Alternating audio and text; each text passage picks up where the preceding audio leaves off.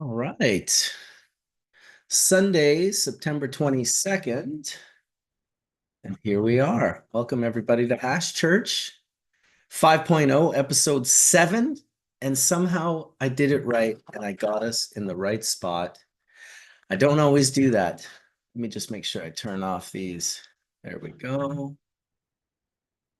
Go and shut that off. All right. Let's see. Let me change Mister's name. I'm gonna rename him real quick because he is the Skunk Man. How you doing there, Lawrence? Marcus? How you doing? Hey, pretty good. You hear me okay and everything? I can hear you okay, dude. All right, Pretty well, I good for never not do. having headphones on. All right, cool. Sweet. I would only say when you're not talking throughout the Unmuted. the day, just put it on mute. Exactly. Cool. Exactly. How you doing, And Sam? I will be talking 24/7. Perfect, dude. We want your savvy snippets, your sarcastic humor, and your just all around Skunkman Sam knowledge. We I appreciate it, wasn't dude. joking. No, I know. You're as serious as a heart attack. Hemp guy, remember? Yes, I remember Bingo Lombardi. Well, very good, very good. Sunday morning, nice to see you guys. We got a few more. Mr. Dr. Mark Scialdone is popping in here. I guess he missed last week, but I saw him playing a lot of music, so I think he was feeding his soul. So that makes me happy. Shout out to the Bizarre Brothers. Josh and Corpy for creating the 6-star rating. I had someone reach out today and ask me about those guys, so I just happen to have that on hand. And I always want to shout these guys out, man. They did a lot as bubble ambassadors for yeah, just for the overall scene of the bubble. And we got a new guest today. We got Lawrence in here. He's down in Arizona. He's going to tell us a little bit about what he's doing down in Arizona. Hey, Mark. Hey, Dr. Mark, how you doing? Good, man. How are you? I'm doing good, man. It looks like you were playing some fun music this weekend. Yeah. Oh, man. It's just the music scene up here is just so cool, man. There's just places to play everywhere, like restaurants and wineries and gigs, and yeah. It's musical heaven up here. So That's awesome, man. I yeah. remember we had it for a short period of time in the 90s. Vancouver was a cool music town, and it's not so much anymore, unfortunately. I've Oh, seen the odd, yeah, it's hard, it's harsh, dude. We used to get lots of great shows. All the bands would come here, and I mean, prior to that, I grew up in Manitoba in Winnipeg in the 80s, and so, everyone was into metal, Black Sabbath and Iron Maiden and AC/DC, and true. every metal band on the planet went to Winnipeg. Like it was just, I saw every, so I kind of grew up with this, like, oh, every band I like I'll just be able to see them forever. And then when I moved out to Yeah. Vancouver, it was Allman Brothers and Phish and String Cheese and just, all these great bands. And now, like, none of them come anymore. It's just like our scene is, yeah, it's the border too. They all have drug charges and they all have like sketchiness in somewhere in their crew. Like if it's not one of the main band members, it's going to be like some other key person that like runs the Can't go build out back of and the forth, right? can't go back and forth, Oh man. So yeah, Right. that's I know a crew guy who got caught with a Mac 10 under his fucking pillow on his travel bus going between Canada and the United States. Oops. like Oh, a it just machine gun. Yeah, like a machine gun. Yeah, that's rock and roll. it You it never just know when you might need a machine gun. it just sucks when you have such a vibrant musical scene that becomes kind of like part of the culture of an area, and then for whatever reasons, here it's politics makes it go away. It sucks because it adds to wherever you're living. If there's great live music and just great bands that come through, and yeah, we're lucky here in Vermont because a lot of people vacation up here and they'll want to see good music. And all throughout the East Coast, there's just great, little theaters and venues. And yeah, Mark, I don't know if you saw, but Bruce Springsteen sat in with Trey Band I out on saw. the yeah out on the beach on Asbury Park. Oh my gosh. You know, I mean, Trey kind of delved into his first Bruce Springsteen concert, which I think was at some little I small saw that as place. well. His words were touching. It kind of Oh man. full circled the experience of having him on stage, you know? Imagine how that must have felt for Trey to be up there with the boss, you know, two guys from Jersey, you know, it's just It's wild. And you also have to think like, you know, Trey doesn't come across as a rock star, but he's a right. total fucking rock star, dude. Like he's had experiences that like the Oh majority yeah. of the population will never have. So for him to even have an experience like that he hasn't had is Yeah. also mind-blowing. Yeah. And you know, Fisher just taking it to the next level. This last tour was just great. And they're doing a benefit concert for Trey's recovery clinic here in Vermont, in Albany, at the end of October.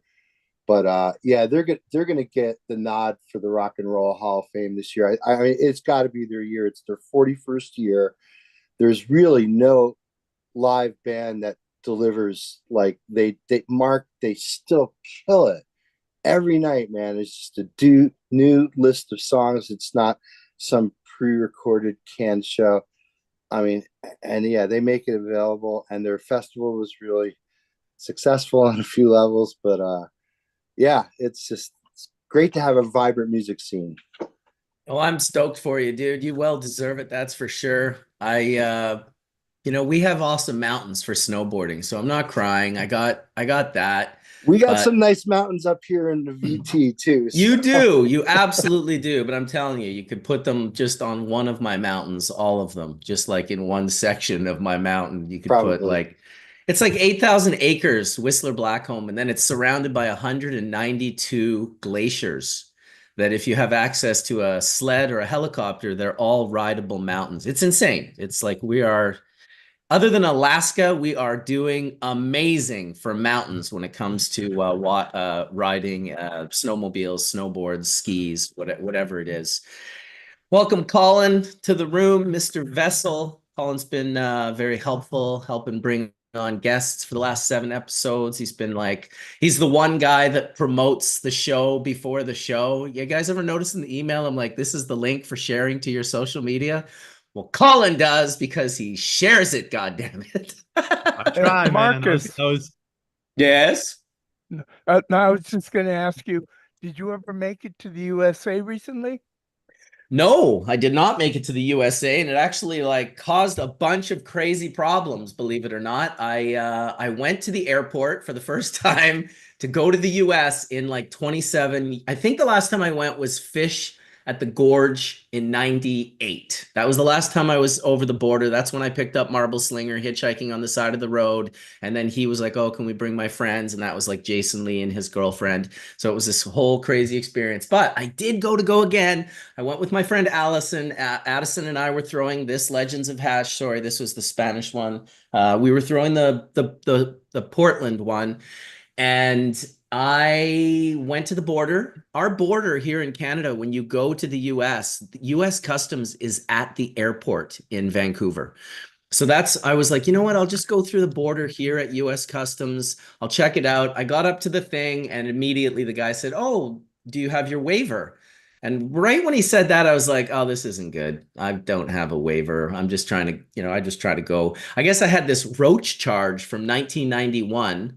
0.02 of a gram. He showed me the paper. He's like, "Yeah, you got charged in 91 with a roach, or you got caught, not charged." I said, "Okay, well, what, that was quite a while ago." And I remember your experience, Sam, when you came here to visit me from 1960 something. Yeah, they told I landed in Vancouver. They told me I couldn't come in. So I flew back to Seattle, got on an airplane, and no, excuse me, I rented a Jeep Correct. and drove across within 24 hours. And then we had a visit. It was amazing. It was total Skunkman Sam style. I, on the Hey, other Mark, hand, got Mark, denied. Yeah, quick go ahead. question. Did they actually use the word roach? Yeah, they did. It said it right on the document too. It was like 0.02 of a gram of a roach. And I'll never forget it. I remember getting caught with that roach because they charged me $5,000 to get my van back. And that That's was like fucking hilarious. that was an absolutely astonishing amount of money for me when I was like 18 or 19 years old. But they did not let me back in. So I got denied, which was a real bummer. I wanted to get down to Portland. It kind of broke my partnership up with Addison, the guy I was throwing legends with, because he actually thought I did not try to come over the border. I'd also been trying to get an ITIN number. So basically, a few key things happened, and it really collapsed our partnership, which is fine. He's doing his own event. I hopefully will get my name back that he registered in the US. And if I can get that back, then I will throw Legends of Hash parties again. I'm working on getting a waiver, and I hope to be back in the US here before the 30-year anniversary of not going anymore. So I'm doing the best that I can. Yeah, John Doe says he'll sneak me in through Mexico. It's legal to walk What you over. need to do is admit, say, absolutely, it was a roach, a cockroach. Dude, I'm telling you, when I was at the border, the guy right ahead of me was caught with joints, gummies, Xanax, and a bag of flour. I was like, holy shit, this guy's in big trouble. And they kind of dealt with him for half an hour. And then he was like, okay, no, it's fine. You can go. And I watched him go out the door that is like the door to salvation, the door that takes you to your plane. I watched him go and I was like, what the fuck? So I walked up and I asked him what's going on. And he said, oh, well, he's an American citizen. I said, oh, so the zero tolerance is just for anyone that's not an American citizen. He said, yeah, exactly. It's for all other people from any other country. So they still stick to their zero tolerance. In their defense, so too does Canada, as per Skunkman Sam's story. It happens. It's shitty. It is what it is. I want to welcome Wade and Dutch to the room. Nice to see you both this morning. Yo, good morning. Look at the sun shining on Wade like he's the chosen one. Because he is. Truth. Awesome. It is. It is true. Very good. I wanted to say I went to the Boston Freedom Rally yesterday. We had a hash talk there, hash panel that Duchess moderated. It was really good. It was it was rainy, but there were some key individuals there that were excited to be there to learn about all the things that we were speaking about. And those that are listening out there, thank you for coming. And the Boston Freedom Rally on the East Coast is one of the last of the original community-driven events out there. So much respect to those that are doing it. And we love what you're doing, and I love the community that you guys have brought together. So thanks for doing that. So what were some of the top points on the panel that you guys kind of were getting into? So we talked about true micron versus mesh screens, meaning stainless steel microns that are considered the term is true micron. So what that really means to the listeners and everyone is that the micron size has a hard time expanding, so it stays intact. So when you have a 120 or a 73 or a 90, I'm not saying it can't change because I don't believe that, but I do believe that it'll stay at that micron screen size longer. And it also gives you a flat surface area to work with. And the topic was, does it give you, one person, this girl brought up, who was amazing, they're from Vermont, and they were talking about how it gives them more surface area. And I think what I forgot to say is that it's not necessarily more surface area, is that it's because the surface area is contouring on the bag no matter what. It's just that it's flat. So when you go to wash through it, directionally, you can get through the material in a much more intentional way, and you're not fighting this like bag that's shifting, and the surface area is constantly evolving and changing as you're going through that. So And that was a Collin, topic that Collin, have you ever used laser drilled round hole screens? No, but I did bring up your name and said, look, all of this stuff has been happening since the beginning, that, Skunkman Sam's been using this since the very beginning. And I had a feeling that you had something to share here on the topic. So what have you seen besides the they true actually have less surface area because the square holes, or the surface area is everything of the square holes minus the threads. So the laser drills have a little bit, but it is truly the size that you're talking about, where Right. square holes are not quite truly. The only thing I will say about square holes is that, first of all, we've always used heat stamped screens at Bubble Bag since the beginning. So these are screens that are stamped with heat so that they don't lose their form. It's why I pay an absolutely outrageous money for this screen out of Germany, because you can't even buy it in China. It cannot be purchased in China, this particular screen. The one thing I will say, because I have used laser perforated screen holes, and what it really depends on is what is the percentage of hole versus the percentage of metal. This can be manipulated and controlled easier with mesh screens because of the thickness of the diameter of the screen, right? So if I make the screens as fat as my fingers, I get a particular percentage of thread and I get a particular percentage of hole. If I make those threads thinner, I open up the percentage of hole, meaning it's still the same micron, but there's more of it versus screen. And I think a lot of people don't understand this when they copied bubble agree bags. with that, Marcus. Well, of course you do. You're the fucking mentor. You're the guy that probably taught me all about this in the first place. But it's the truth. So when it comes to screen, you can manipulate your screen to the point where you use a very thin diameter of thread. You heat stamp it so it never loses its form, even after going in and out of water hundreds of times. And you end up with more surface area of hole versus surface area of screen. So that's something to get people thinking about.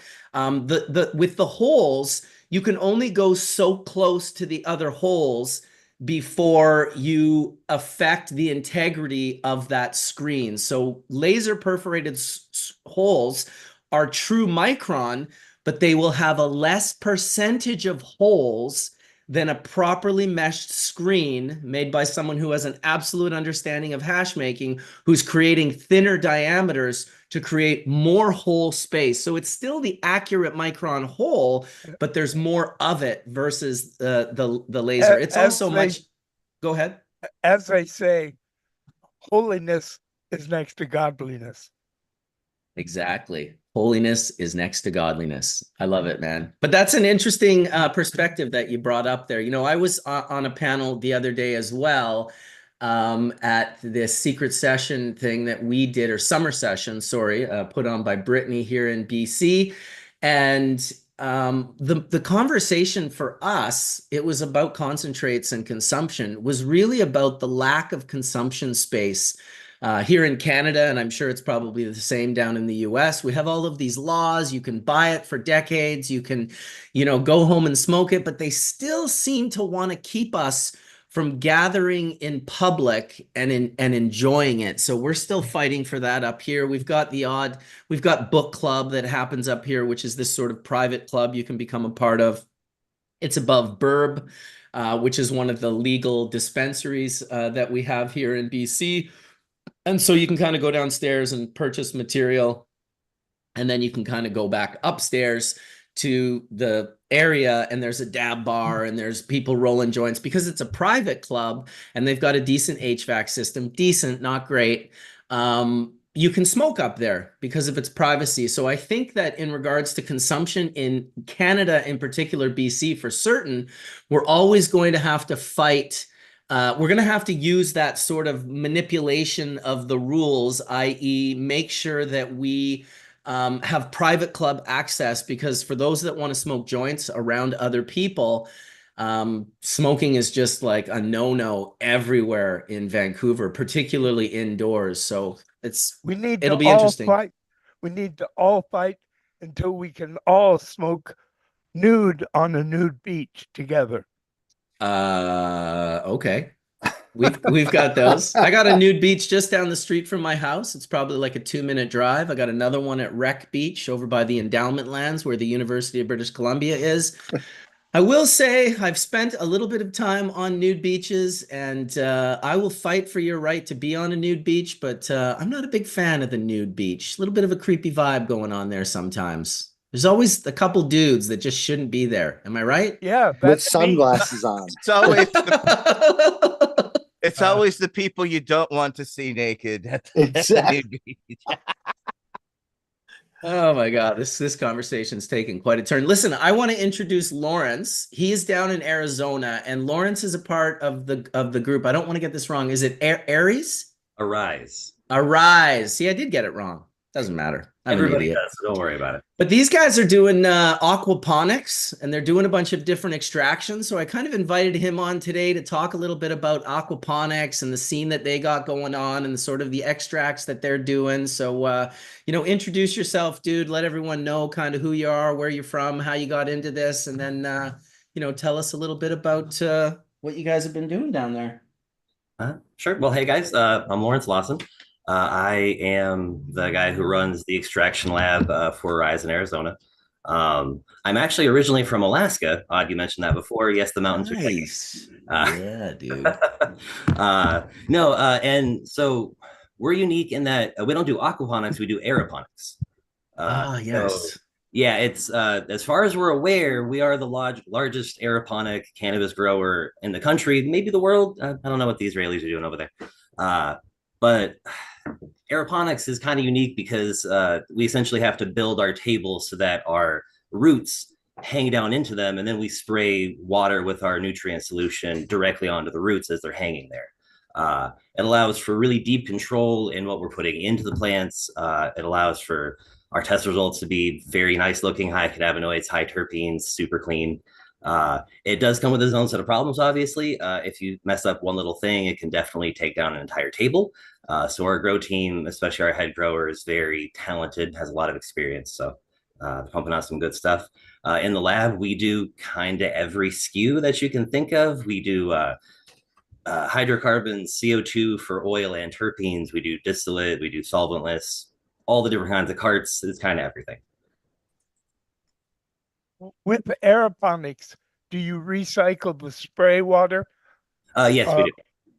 Okay, because then, like aquaponics, it will spread HLVD through the roots very quickly if you got a plant infected. Yeah. The question I had is in terms of like just hurdles for your environment, because it's, there's a lot of water, airborne water there. How often do you guys deal with botrytis or PM? I mean, our grow team has, an IPM program in place. We very rarely have PM and mold issues. If we do, we grow a lot of plants. So, I mean, we can just toss like a bad table. It's not the end of the world, but it does require a lot of work. Like you said, water spraying through the air, humidity issues. We're in Arizona, so if an AC stops working and the temperature shoots up, it can just cause all sorts of problems. Our head grower ends up come into the grow to fix a problem in the middle of the night. Every now and then it happens. But we just work very hard at trying to keep everything nice and clean all the time. Cool. Yeah, that's what you got to do for sure. Yeah, Go ahead, Collin. Yeah, no, I was just gonna ask, like, so from an HVAC point of view, I've spent decades working with HVAC. I'm sure a lot of you guys have too. And I've now, in the last 2 years, I've been really studying reheat technology because grow styles like this require such a heavy HVAC program, like just understanding your VPD and how your PPFD plays a role in that. And then, your root health, environmental health, etc. And then pest pressure comes from all this stuff, right? So, so it's a lot to field and a lot to think about. So, have you thought about using reheat? Has anyone on here talked about reheat technology? Have you looked into it and what it is? Does anyone understand what it is? And I have not looked into it at all. I've not heard of our head grower looking into it necessarily either, but yeah, there's a couple people out there pushing it, a few that are doing it really well. My team and I got on a call with a guy in the Midwest, and his dad kind of invented this thing, and we were trying to pick his brain as to, what's the right way to go here, because we're just open-minded, and yeah, we've used traditional HVAC, and everyone has, it's you're chasing your tail all the time, especially for indoor. Sure. So if there's a better way that's maybe a little bit unconventional, but really precise in terms of, controlling the environment, it seems like reheat technology could be really helpful to not only greenhouse, but just dialing in certain grow styles like yours. So that's why I brought it up. No, that's interesting to think about.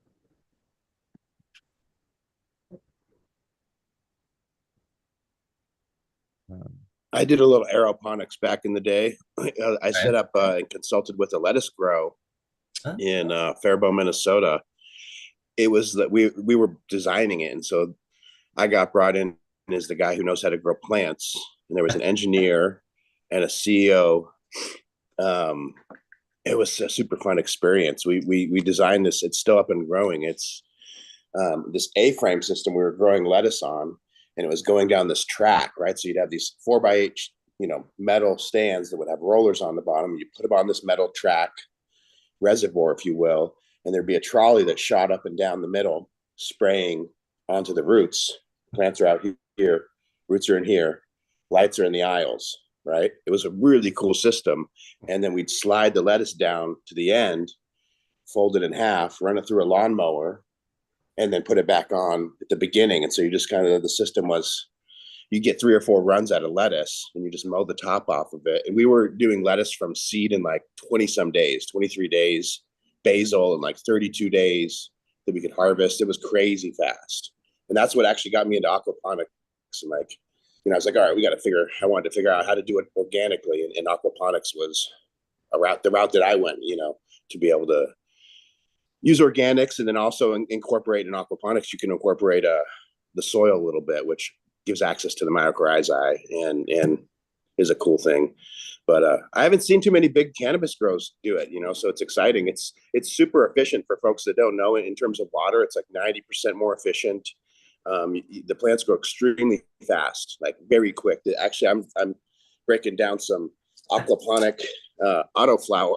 Someone sent me some autoflowers, and I was, my stash was drying up, so I threw them in these aquaponic towers. And 45 days ago, it was like 60 days with drying. Like, holy shit. It's not award-winning weed, but holy shit, it's fast. It's fast both ways too. It's fast, like you can finish a crop fast, or you can just utterly and completely destroy a crop fast if you want to. Very correct. Yeah, I had mine outside, right? This is to the point, and it rained, heavy rain, and it shorted out the electrical. So I came out the next morning and it was like, holy fuck, what's going on? Everything's dead, almost dead. I had to like get it going, and they bounced back. But if I hadn't caught that, another couple hours, and it would not have been solvable. I remember the first time I saw aquaponics, not aeroponics, was with breeder Steve. He had a system going. It must have been like 28 years ago or something. He had like the fish and the worms. He had the whole thing set up. And I remember he grew this sweet skunk in the aquaponics system. And I'll tell you, man, that herb was so like, I don't even know how to explain it. It was just like velvet. It was so nice to smoke. That was back when I actually still smoked herb. I don't think I've smoked cannabis in almost 25 years now. But that was incredibly just like smooth, nice tasting, like perfectly flushed. The flush was insane. How just well it burned. And Steve was always kind of ahead of the ahead of the curve in regards to a lot of the things that he was doing. Haven't heard too much from him these days. I'm pretty sure he's doing things in Colombia and maybe still has his winery going, but back in the 90s, he was rocking and rolling. There's no doubt about that. Yeah, we had him on a show, and he was the Potent POnics show. I remember a few years back, and he was talking about he'd get folks over to his house, probably the same setup that you saw, Marcus, and for shits and giggles, he'd run across the street and order a hamburger and toss a whole hamburger in there, and everyone would just watch the fit, just like bah bah bah bah. Oh, that's such a Steve thing. And I was feeding him my hamburger. Right. I was feeding my hamburger. Just go across the street, buy a fucking $2 hamburger, and watch the show. Dude, just driving certain people absolutely nuts. It's awesome. That's awesome, But the Drake. flavor is on point, dude. Like, you know, when I was going to set up my farm in Washington, I didn't have the money to set up an aquaponic farm. And as I was thinking through, I didn't like the idea of moving pots around, and I liked the living soil that I've been growing. And so I just started harvesting the poop. Like I have a system here where I don't even grow plants in it. I just use it to harvest the poop, and then I stabilize the poop and put it into my soil beds. And I'm able to achieve, I think, what I think is like the best of both worlds, and combining that fish poop aquatic ecosystem into the soil. You know, it makes some fire weed, dude. You're a poop farmer. I'm a poop farmer. I'm proud of it. Totally. My wife jokes with me like I'm queasy and get grossed out by things, but she'll be like, you have your arms in fish shit like all day long and it doesn't bother you, you know, and you can't like wipe the baby's butt. Dutch, in 2014, I was growing basil with really a fish tank with freshwater fish in it, and feeding the reservoirs with that. The biggest hurdles I had was overload of nitrogen at times. Mm-hmm. And it was really interesting taking just water samples and just learning about it.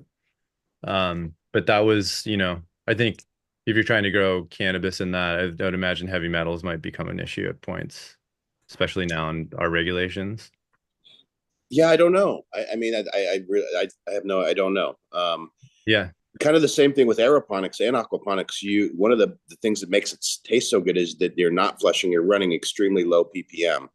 Yeah. And I think like in the consistency we need with cannabis, that's the only way to do it. Otherwise you have to start playing really like some crazy games, and decoupling systems where you have one system going that's circulating fish water, and then you send that out to the system with the plants, and you can control the nutrients up or down if you need to. Like there's really creative tech ways to do it, but it does. I think it's so much fun and so much fun to fuck with. But at the end of the day, I want things to be really simple, and with my breeding, that's why I just ended up going towards this other model that's just like so much more consistent and easy and doesn't fuck up if I fuck up, type thing. Yeah. No, I never did anything at scale with cannabis with it, but it was interesting to learn growing food crops with it. It was just really fascinating. Just a different style, different mentality. To your point, you're just like constantly thinking about, what the EC is and how can you hit it. Well, also your parts per millions, right? It's very hard to hit those numbers with cannabis with aquaponics, right? Yeah. Well, I mean, I think to Dutch's point, like you could get creative with it and have a big enough tank with enough fish and perhaps different types of species, right? Most are usually doing tilapia. No one is talking about the fish. What type of fish did you use, Dutch? A mix. I started with tilapia. I was kind of early on as the internet was starting to talk about these things, and so there wasn't a ton of information. So I started with tilapia. I got into some pacu, which are like piranhas, the vegetarian piranhas from Brazil. And then now I'm into just koi. Koi are hardy as fuck. They have a resale value. So this idea that was kind of sold in the 2000s of, you can grow this aquaponics, you grow your food, sell the fish. It's like, yeah, go talk to a chef, And so I was doing it, selling to chefs, selling veggies to chefs, microgreens, tomatoes, hot peppers, and they would just kind of be like, yeah, that sounds great, man, but like, how many fish you got in there? Like 75. Like, okay, that maybe you'll do a dinner. Like, this is like, and it's a lot of work. Like, we can't really pay you that much for what we can get tilapia for, and it's just like this kind of doesn't work system unless you have a really unique sales avenue, to figure that out. But the koi are really, really sturdy, and it's also kind of cool if you're into breeding and stuff, because koi are it's just like a pheno hunt. You can buy a bunch of really high quality koi, small peanuts, and then select the ones that are attractive and resell them, for sometimes some pretty good money, Hey, do you want to send Potent POnics the link to come in before his head blows up? Because he's Yeah, just yeah, in we the better chat get we like, better get him in here. holy He's like, fuck. Dutch is fucking it up. I'm gonna lose my mind. He's talking about my expertise. Get Well, him I in know here, dude. somebody who does very well on the island of Maui, and all he does is sell koi and design ponds. So I mean, it's a very lucrative business when you're talking full grown koi in regions and areas. It's serious. What about the Egyptian mouth breeders? All right, Steve, I just sent you the link. It's in your Facebook. The aeroponic Come system in. at Arize using the misters was crazy. I can't remember what their water processing. Yeah, there's a guy, Lobo Grow, who knew your videos. It'd be cool if you had some of those YouTube videos, Lawrence, to queue up to show the grow. I do have a couple of grow shots, like grow videos, and like you can see like the roots and stuff like that, and a couple of them. I've never shared video before. I do have them on my computer though. I think there's a guy that said he saw your guys' videos on YouTube. Like maybe your company's posted them before or something. I don't know. We've had like a couple of YouTube channels come in to interview people and take video of the grow and stuff. That may be what they're talking about. Yeah, exactly. What was it? Oh yeah, like Weed Maps came in. My wife's here; she knows what I'm talking about better than I do. I think I saw that. Yeah, Weed Maps, and then some other channel did it as well. Gosh, I don't remember. It was years ago now. Lawrence, Well, can you talk a bit about your misters? What sort of misters do you use to get your mists? Ooh, I'm not that deeply involved in the grow side usually. I know that that's why I asked him to bring his grower. Well, yeah, I said they're going to ask a lot of questions when we bring up aeroponics. I did say that. Sorry, we're nerds. What can I say? They're very, very fine because I know way back when I first started, like right after our grow opened up, there was an issue that we had to dial in with them getting clogged because they were too fine of misters. So we had to work through that. That's like the name of the game with the aeroponics is those nozzles and getting that right. It's a very big deal. And it's consistency hitting the roots, etc. Yeah, I mean, because it's a Ferrari, right? If we were it's dialing not running right, it's a problem. Yeah, no, when everything's running right, it's perfect. And then if you screw one little thing up, everything just falls to shit. So we got this was a well-funded company that I was doing the lettuce with, and they brought in this guy Richard Stoner, who kind of like worked it out in the 80s for NASA and led those programs, and he was coming in once a month and basically helping us dial in the filter size for the sprayers and the time on, time off. And that's where when we were able to dial the time on, time off really tightly, and that's where we got those super fast grows. Yeah, the time on, time off is super important. I know they worked very hard on getting that just right. And it's not even the same exact thing for every strain. Some of them respond to more or less watering. It's a lot of record keeping involved here. What's up, Steve? Shout out to Steve and Bryon who just popped in. We were on the Aeroponics conversation, so it seemed pretty crazy not to have Steve in the room. How's it going, dude? Long time. Hey, man. Yeah, it's been a while. I think last time I saw you, you were just getting things rolling there in Vancouver. I remember you gave us a tour of the building and all when you were just setting up. Oh yeah. Well, it's still going, believe it or not. Somehow, I don't know how. I honestly don't know how. It was like woo, just like duck and weave, like companies just burning money in Canada to the ground like you would not believe. I don't know how we somehow managed to get absorbed by a group of people who were doing that very thing and then somehow like get out of that situation. And now with my new partners, the facility's still there. It looks better than ever. It's got much more equipment in it. And we have no debt, no CRA debt, no partnership debt, no equipment debt. We're a fucking unicorn, bro. That's what we are in the Canadian regulatory framework. We somehow became a unicorn. It was pretty scary there for a bit, like a year and a half, just like super sketch. You'll have to come by for another tour. We got the plasmatic dry sifting unit now with from Sambo Filtration, which I hope to get them on here one of these days and talk a little bit about that unit. Definitely very unique and nothing else like it in the industry. It's have you used that yourself, Marcus? I have used it myself. Yes, absolutely. Is that the Wendy O. Williams model? The Wendy O. Williams model? From the plasmatics.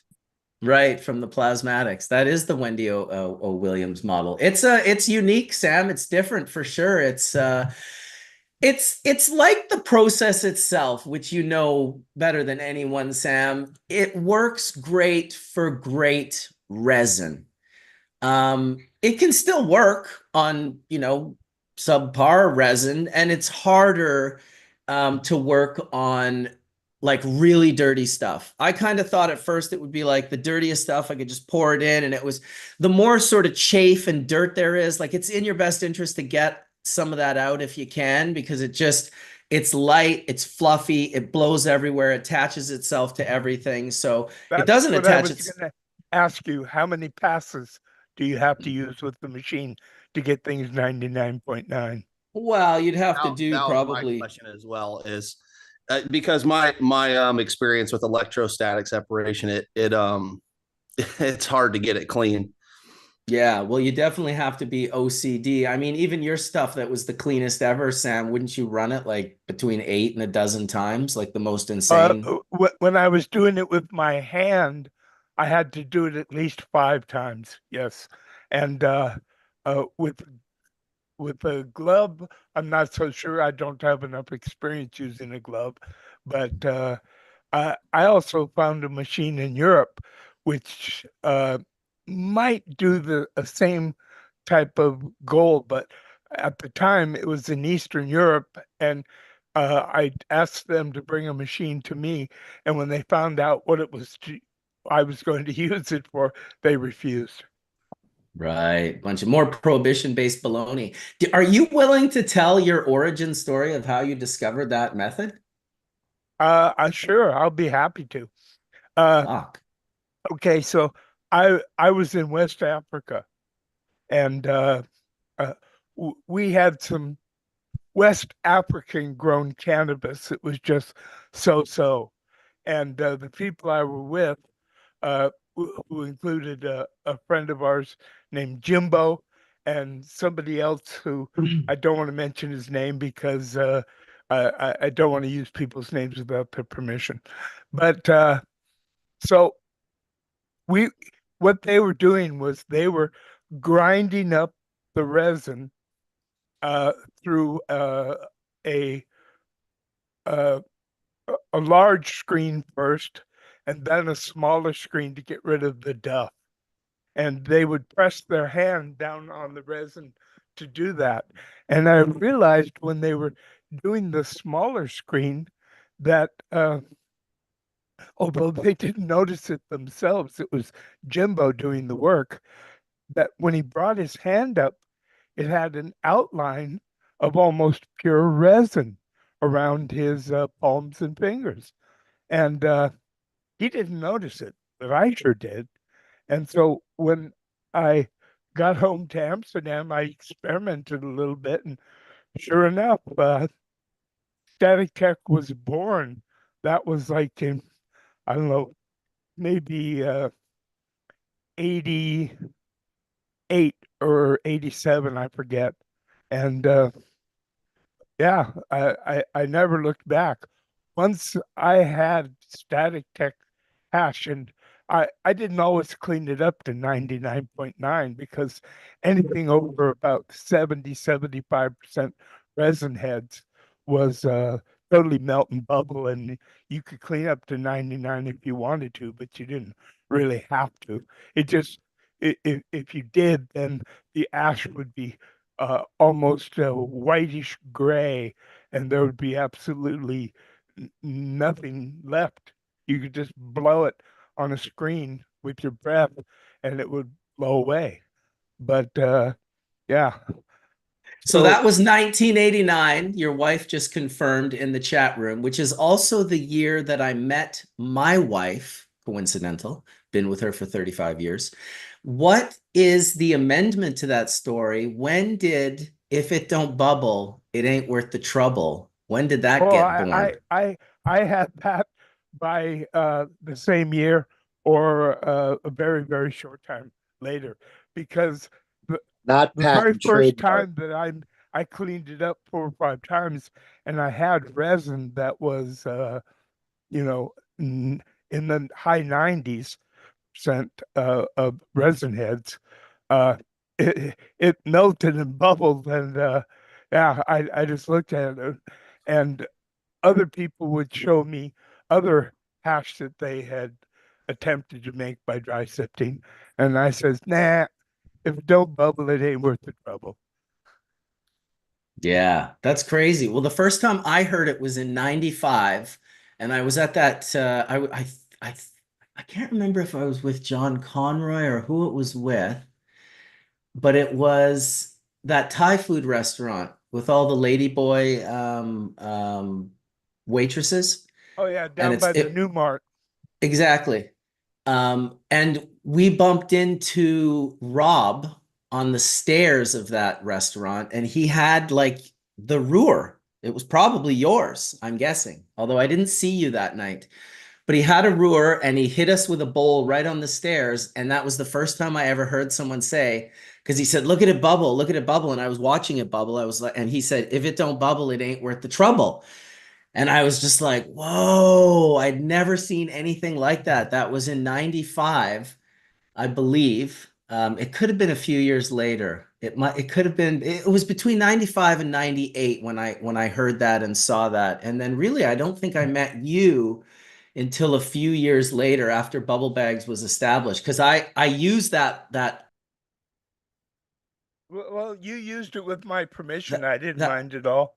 Well, exactly. What and how that worked out was I didn't know it was yours at all. I had put it on like the new Bubble Bag page. You wrote me an email and you were like, do you know where that came from? At that point, I knew. Rob had told me the story. I was like, and that's when I wrote you and said, oh, I absolutely know that it was yours. And if you want me to stop using it, I will. And if I can have permission, that's great. And that's sort of how Sam and I met online. It was through if it don't bubble, it ain't worth the trouble. And me putting that on Bubble Bags. Now, obviously, at the time, I didn't know it, but Sam was just, he is on the ball when it comes to keeping up with information that is, cannabis related, cutting edge, no matter what it is. He's always had the ability. And I'll tell you, it's pretty incredible because back then the internet was way tighter. There wasn't as many places. There wasn't as many people willing to share information openly. I remember when I was doing it, people were like, you are nuts. People definitely, just like Sam called me a DEA agent. Oh, he has to be a DEA agent. Like there's no way he can be doing that without being like a DEA agent. And I was just like, what fucking DEA? I was like, dude, 90% of the headiest cannabis people in the world don't know about this shit. You think the DEA knows about this shit? Sorry, it's not how it works. They know about it now, but everyone knows about it now. Well, I was never DEA, it was CIA. Right. No, I heard both. I initially, when it was in 95, I did hear, which is amazing because what was the last name you used again? Did you Selejny? talk about Selchnidge? Selchnidge. Silent nudge. Right, with the silent nudge, and people be like, "Oh, that's Sam Selchnidge," blah blah blah blah blah. They tell these crazy stories, and then your wife told me one day she was like, "You want to know the origin story to that name?" And when she told me that story, which I won't share, it's yours to share if you want to. I don't care if you share it. Well, she basically sat me down. She's like, I'm like, why does everyone think Sam's like a CIA agent or a DEA agent? She's like, yeah, because he does stuff that they can't do in their own country, right? He's getting licenses, he's getting permissions, he knows the pathways. And I said, well, what was the deal with the name? And she said, when he moved to Amsterdam, he took that name sort of as a pseudonym, but she had said that it was your nickname from like back in Santa Cruz days backwards, and that was Jingles. Correct. Selchnidge with a silent nudge. Yeah, so you just can't make that. It's so neat to hear the true story and realize how absurd and ridiculous the rumors were. So bizarre. So Go Sam, ahead, so Colin. you were also Jingles on the forums then? No, I didn't call myself Jingles on any forums. No, I called myself either Sam the Skunk Man or a few times I might have said Selchnage. I don't remember anymore, to be honest. Yeah, got it. Yeah, I But remember it being the on thing was, forum. I wanted to separate my legal world and my real name from my counterculture world, and my belief that a lot of people know things, loose lips sink ships. Yes. Or how, as the Hells Angels put it, even a fish can keep from being caught if he keeps his fucking mouth shut. Word. Yeah, if we heard that rumor way Well back said. in the 90s in the Netherlands, about Sam, because yeah, everybody, no one understood how somebody could have an import export license and do all the things that you were doing. It's just Dude, nobody had the cojones to just do it and navigate those waters. And I mean, that's part of being a pioneer is, We people think were you have the to be special doing it, but you just have to do it. Not that it we isn't special. yeah, we were the first licensed Yeah. greenhouse research and development medical cannabis facility in the world, and that was in I think mid '90s that we were licensed.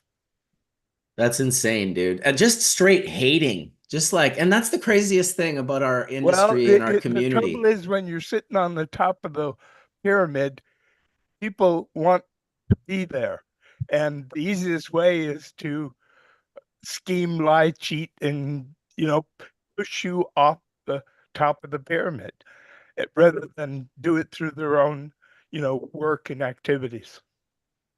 Yeah, it's I just too think bad. I think the assumption a lot came from the fact that, Sam, you were an American in Europe getting licensed to do this, and then the technology got sold to GW, which then became the very first essentially publicly traded cannabis company. Is that correct? Well, that was certainly part of it. They even accused me of being an owner of GW. I never owned a share of GW ever. I did a lot of licensing with them, and I received a lot of money from them, but not for selling them anything. What I did was I licensed varieties that I bred for them, and they helped pay for it. And your goal with most of that research was to produce single cannabinoid Well, that was one of our variety, or at goals. least that's what's published. Yeah, we were also we did triploid work, tetraploid work.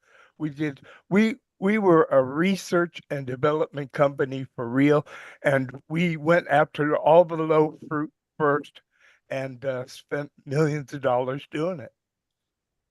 And now, do you think what do you think is the future of, let's say, triploids, tetraploids?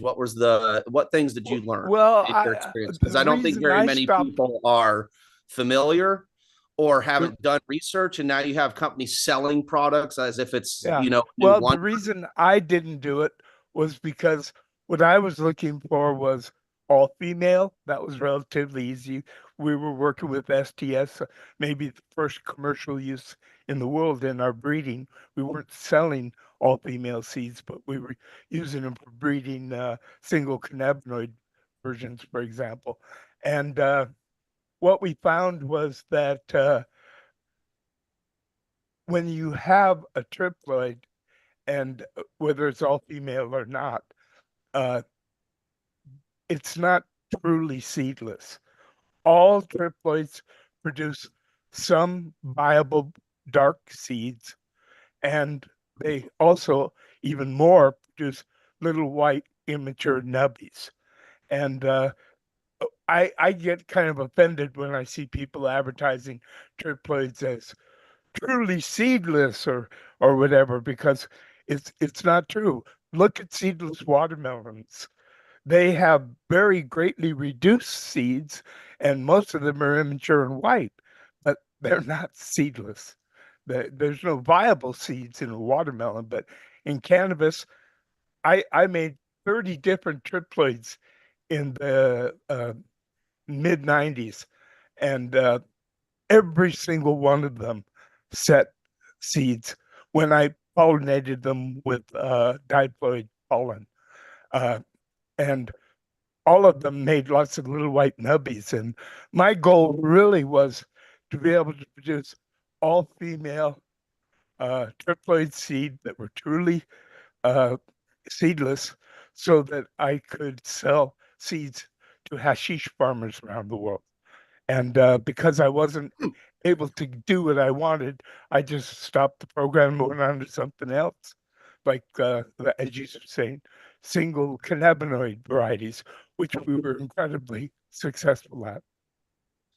I got another question, Sam. The little, white seeds that you're talking about, a diploid variety that produces that in a pollen-free environment. What do you think how do you think that works? Well, either it's not a truly pollen-free environment, or there's intersex plants in with the crop, even if it's just a couple of flowers, or there are a few varieties which they call what is it? Parengenital. I forget the technical term, but they claim that flowers can produce seeds without pollen. I've never seen it, but maybe it does exist. I've never seen a mature seed, just the like a little tiny white. I wouldn't call it an embryo, but like an unformed or another question. Have you seen varieties that produce like in a seedless environment? I've found this with a lot of landrace varieties. They produce these little tiny black specks down at the bottom of the bract. And it's kind of like a large embryo too, but it doesn't turn into like a white unformed seed. It just is like a little tiny little black speck that some varieties produce a lot of if you really, break it down and look through it. No, I'm not familiar with that. Yeah. I've seen ones too where there's like the calyx doesn't open, so the pestil's still trapped inside, and it almost looks like a cobra lily, like the pitcher plants from NorCal, like the way that the leaves deform around it. Have you seen that? I've seen that once or twice too, as far as a seedless, unpollinatable variety. I'm not. It's kind of hard to imagine. I need to see photographs to see if I've seen it. I have some books that were written in India in like 1893 or somewhere around there by Major Prane, and it's called Abnormal Tetralogy of Cannabis, and they show every sexual mutation I've ever seen in my entire life, and a few that I haven't seen. It's a very interesting book. People have been making simsamia for hundreds of years in places like India and in Thailand. Did you guys see that? I believe it was a news article about that. I think it was the Chinese tomb where they found cannabis that was like 5,000 years old, and they kind of assumed based on their testing of the material in it and the fact that it had no seeds in the little the little bowl that they had it in the tomb. They kind of assumed that. Well, they knew what was up with drug cannabis. They tested the DNA, and they found it had much more of the THC synthase than any other cannabinoid synthase. So that's why they presumed it was drug variety. And yeah, they were probably right. The oldest seeds I have in my possession are 2,700 years old from the Pizarric tomb, which is the same people, but just in a different part in the Pamirs. And it's 2,700 years old. And they were given to me by the Hermitage Museum, who has the all of the things found at the Pizarric tomb by I can't remember the name of the archaeologist now, but they gave me 8 of the seeds that were found in a little leather pouch in the grave. And I've also got a bunch of other seeds that have come from like redding ponds that are 1,000 years old or 1,200 years old or 500 years old from all different places in Europe. And I've grown them all. No, I'm joking that none of them would grow. You don't think there's any way with a tissue culture lab to extract something that could grow? No, these things are dried out to their core. And what do you think would be the maximum amount of time you could pull a live, let's call it germplasm, from an old seed? How old do you think If it that was seed? frozen while it was still viable, probably for a very long time. But unless it's been frozen that entire straight time, I have no idea. But I mean, yeah, I honestly don't know. I know I have seeds which are 70 years old. I mean, excuse me, 30, been frozen for 30 years, and they're still totally viable. And I have pollen, which I've had frozen for 30, 34 years, and it's still totally viable. Does the seed oil just dry up and therefore the seed dies? What causes that necrosis? Well, if it's not frozen, yeah, in effect, what it does is it just sooner or later it gets bone dry, and the DNA is probably destroyed. Whereas if it's frozen, yeah, they can last. I don't know how much longer than 35 years because I don't have the.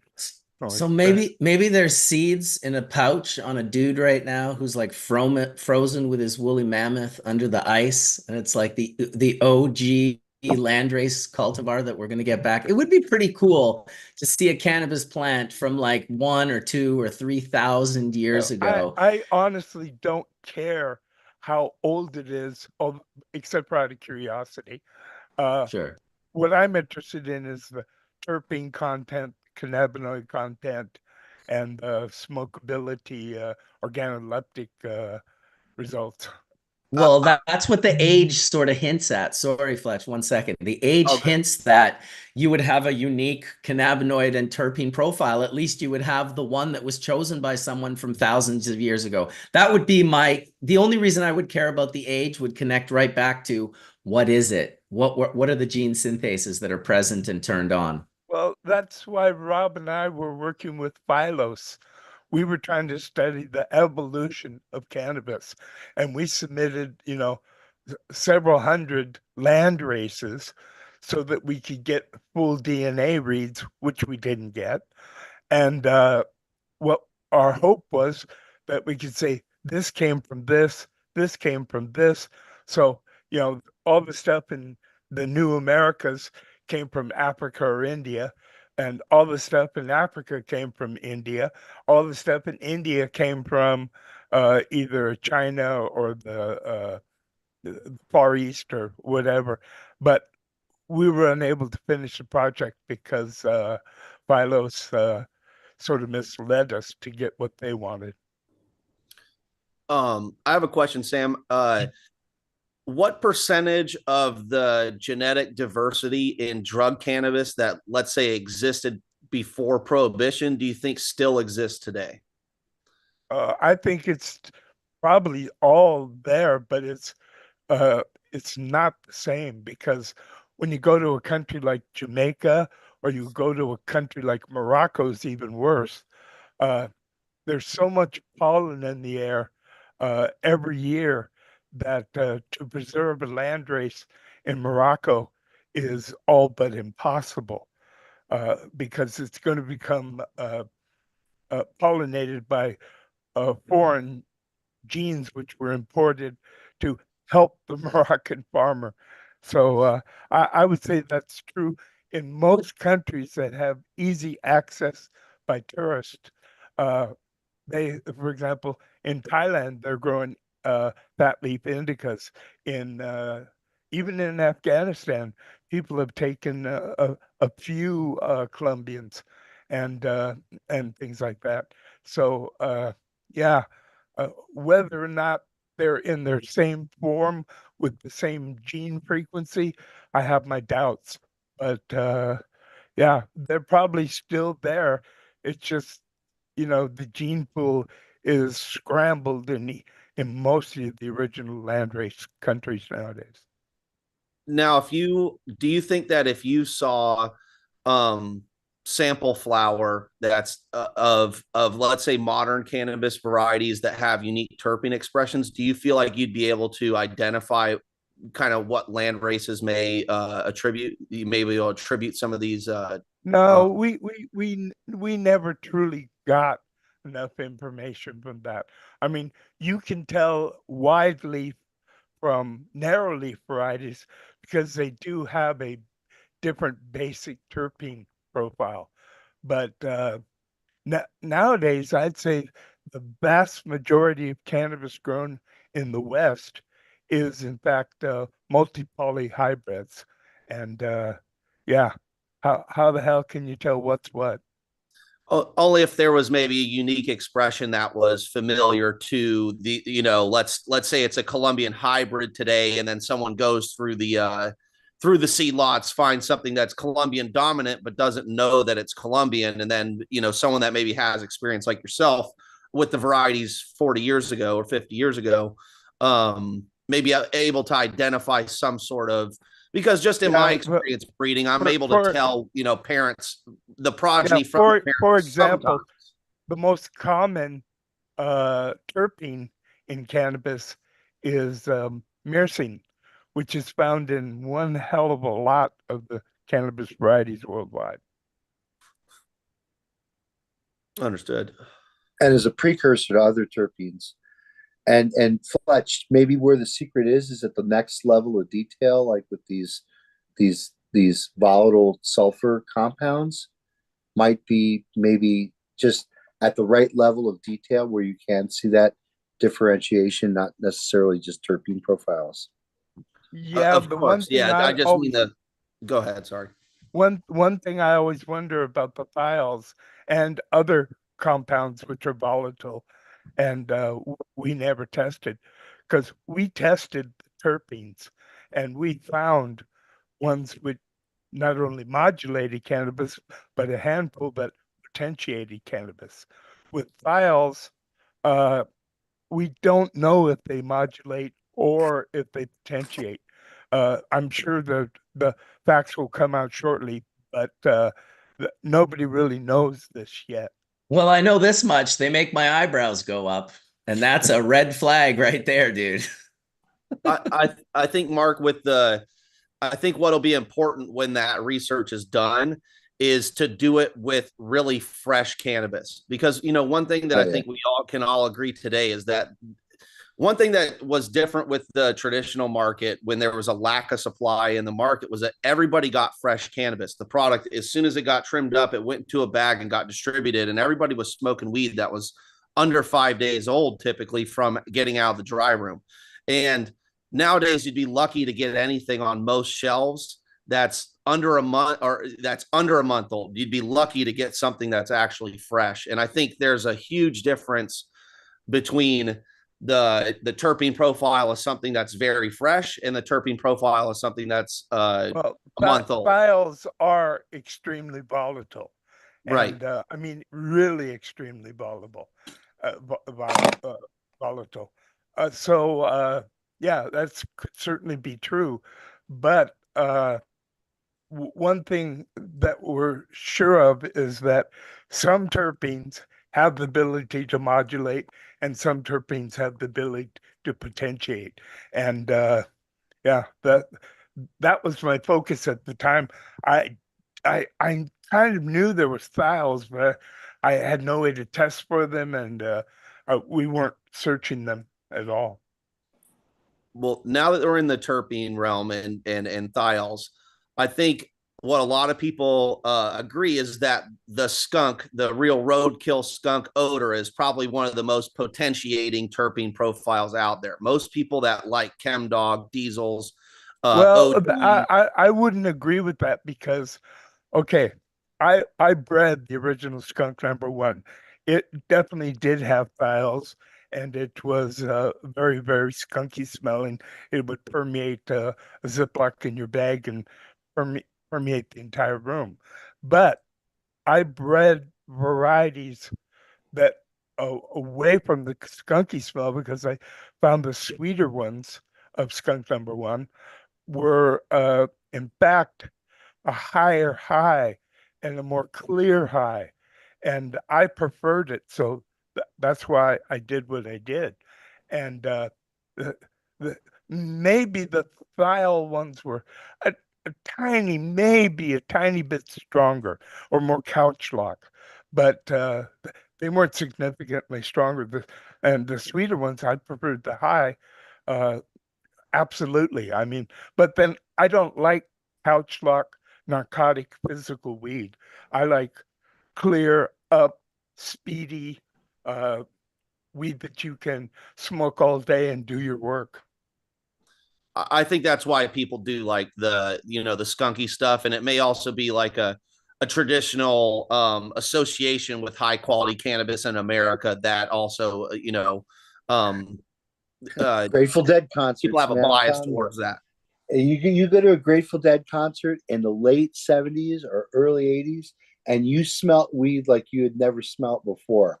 And I'm telling you, it's because that concert phenomena of deadheads crossing the country from NorCal and Oregon brought dank weed out to us East Coast kids. And that's what I said. I want to smoke weed that I smell at the Grateful Dead concert. I bred skunk in the mid 70s, and it quickly got distributed worldwide. And we weren't able to advertise seeds legally at that time, so it was just like weed itself. I would sell the seeds to friends who would sell them to friends who would sell them to friends. But it's a small world out there. Dude, now that we've heard the Static Tek origin story, what about the how I bred skunk #1 origin story? Well, I think it's been in print many times, but I basically had an Afghan, which I hit times a Colombian, and I was doing this with many Afghan times sativa hybrids. What I was trying to do was, at the time, my company, Sacred Seeds, which we were selling seeds, I really wanted to sell seeds which were open pollinated. So I didn't want to sell people varieties where they would have to come back to me and get seeds every year. I wanted seeds which they could just make the seeds themselves with the seeds I sold them. I was thinking I was selling them to individuals and not other seed companies, because there were no other seed companies then. I was it. But what I found out was that skunk #1, okay, so what I bred was Afghan times Colombian. And then I found that very late maturing. So I hit it times an early Acapulco Gold. And that speeded it up quite a bit. And when I bred it to itself and I grew the F2 seeds, what I found was that it was still basically exactly the same.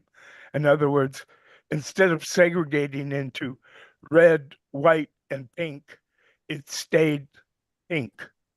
If you can get my analogy, and so that's what I wanted, because I didn't want people to have to come and buy my seeds every year.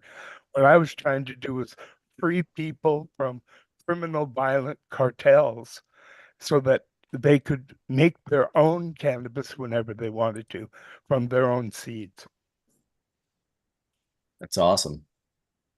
Now, Sam, did your original skunk, before you bred out the skunk, the like skunk #1, did it smell? Did your roadkill skunk pheno from your skunk #1 seeds? Did it smell like roadkill up close, or did it have a more complex nose when you got up close to it? No, when you got up close or anywhere in the room, it smelled like a dead skunk. And now, do you think people Every will be able single to plant, recreate that? every single plant. But what I did was I found the ones that were the least roadkill skunky, and through 10 years of breeding those lines, I was able to achieve plants that really didn't smell skunky anymore. They were much sweeter, and I preferred the high much better. And that resultant skunk number one is the skunk number one that has basically been used everywhere in Amsterdam. Is that correct? Probably. When I did the first 10 years of breeding with skunk number one, I did it in California. Then I moved to the Netherlands, and I did a pheno hunt with 20,000 seeds of skunk number one, and I picked out the 10 best girls and the 10 best boys with help from my colleagues.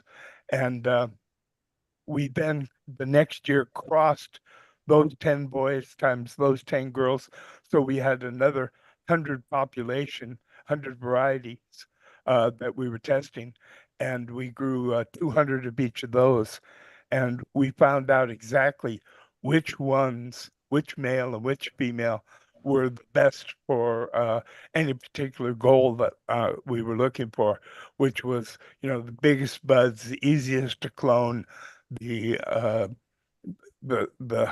highest high, the strongest, the most resin, et cetera, et cetera. And what year was it that you did that initial 10 and 10 selection? 88.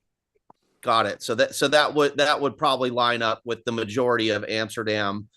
The source being of their skunk number one is likely from those seeds. Yeah, I more probably so than sold earlier batches. I sold a few that were skunky, but I'd say 99% of what I sold was a sweeter version of skunk. Do you have any of the open pollinated? Sorry to cut off, but do you have any of the open pollinated versions hiding away? What's that now? Do you have any of the open pollinated seeds somewhere? The open pollinated ones, but mine were produced from clones here in Amsterdam. No, you were saying that when you started the project, it was an open. Oh yeah, but that was in California. Yes. Yeah. Most do you of have those any of those? Up in the 20,000 seed grow that I did. Gotcha. For 2 years in a row. Well, the first year I put in almost every different kind of skunk seed I ever had, because I was trying to find the very best ones that I liked the most. And then after I did that, a few years later, I transformed the males that were my favorite, especially my 3 favorite males of skunk number one, and I transformed them to female. So it's not using SDS, it's using epipome, or I forget the exact word, and it's an ethylene-based compound.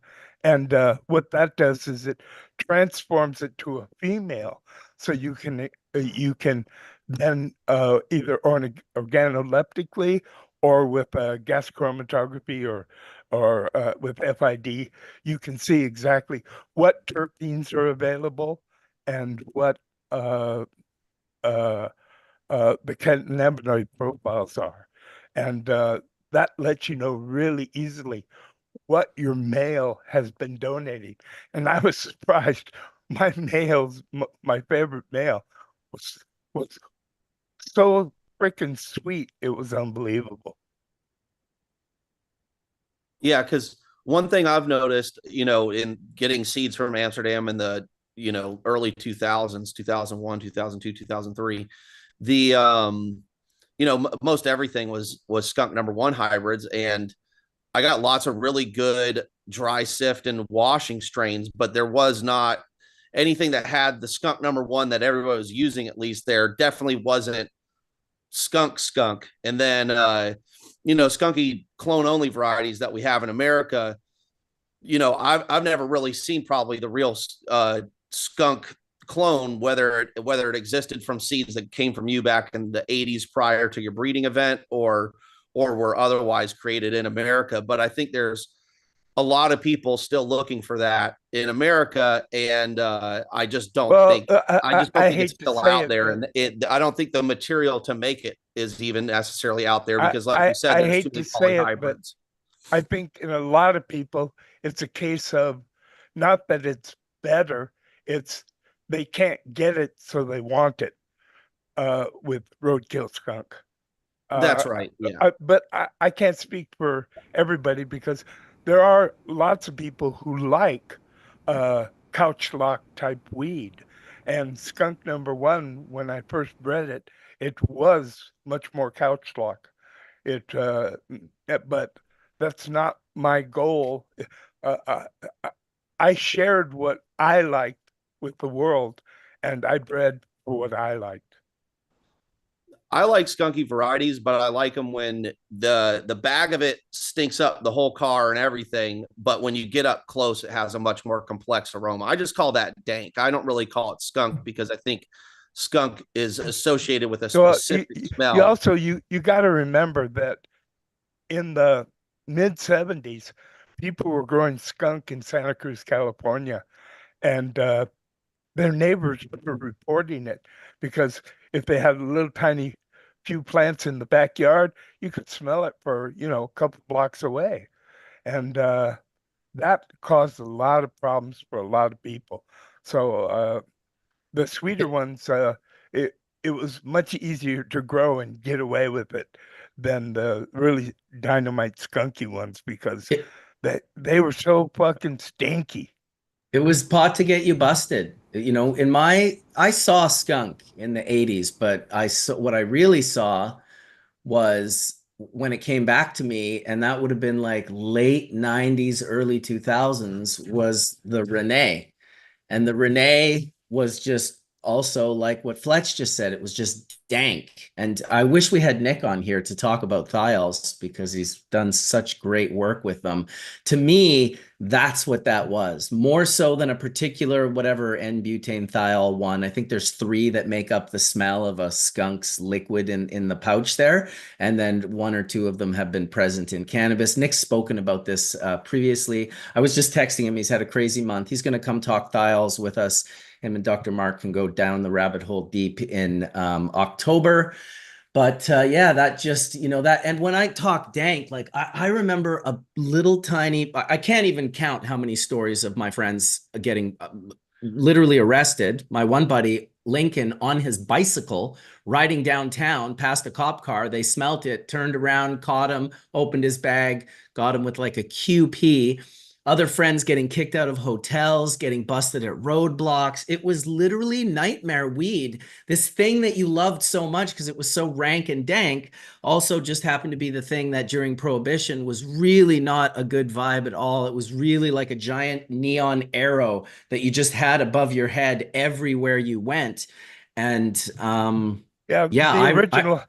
original haze was also like that. It was. A lot of the original hazes, if you had them in a single Ziploc in your pocket, like a Z or a quarter of a Z or a half a Z. It was like a loudspeaker going, "I've got great cannabis." So this is a catalog from '94, and I collect a lot of this stuff, and I do this because of the actual copy here, and the Hindu Kush is like really familiar. Like we can all agree, like we've seen this plant before, in many different outcrosses. And that's my Hindu Kush. Awesome. So, but when I come over to the Shiva skunk, it starts to get really familiar as well. And then the language in here says really clearly, works superbly indoors as well as in greenhouse. Taste and high are similar to Skunk 1, a rich, sweet, pungy, but with more resin and better yield. So that's 94, right? So sweet is being described Skunk 1. They're describing Skunk 1 as sweet in 94. Now, if you look at this, it really was that way after about 1988 or 1990 at the latest. All the seeds I were selling were the sweet version. I quit selling and quit making skunky skunk number 1. So, however, the Sensi skunk here is directly talks about how it's pungent and has more of a skunky and donkey dick bugs. So that's also taken from my skunk number 1 description. So Right. So whatever. there's Skunk One here. There's Shiva or Skunk Kush right here, a hybrid between the best Hindu Kush and the famous Skunk That was my hybrid. Okay.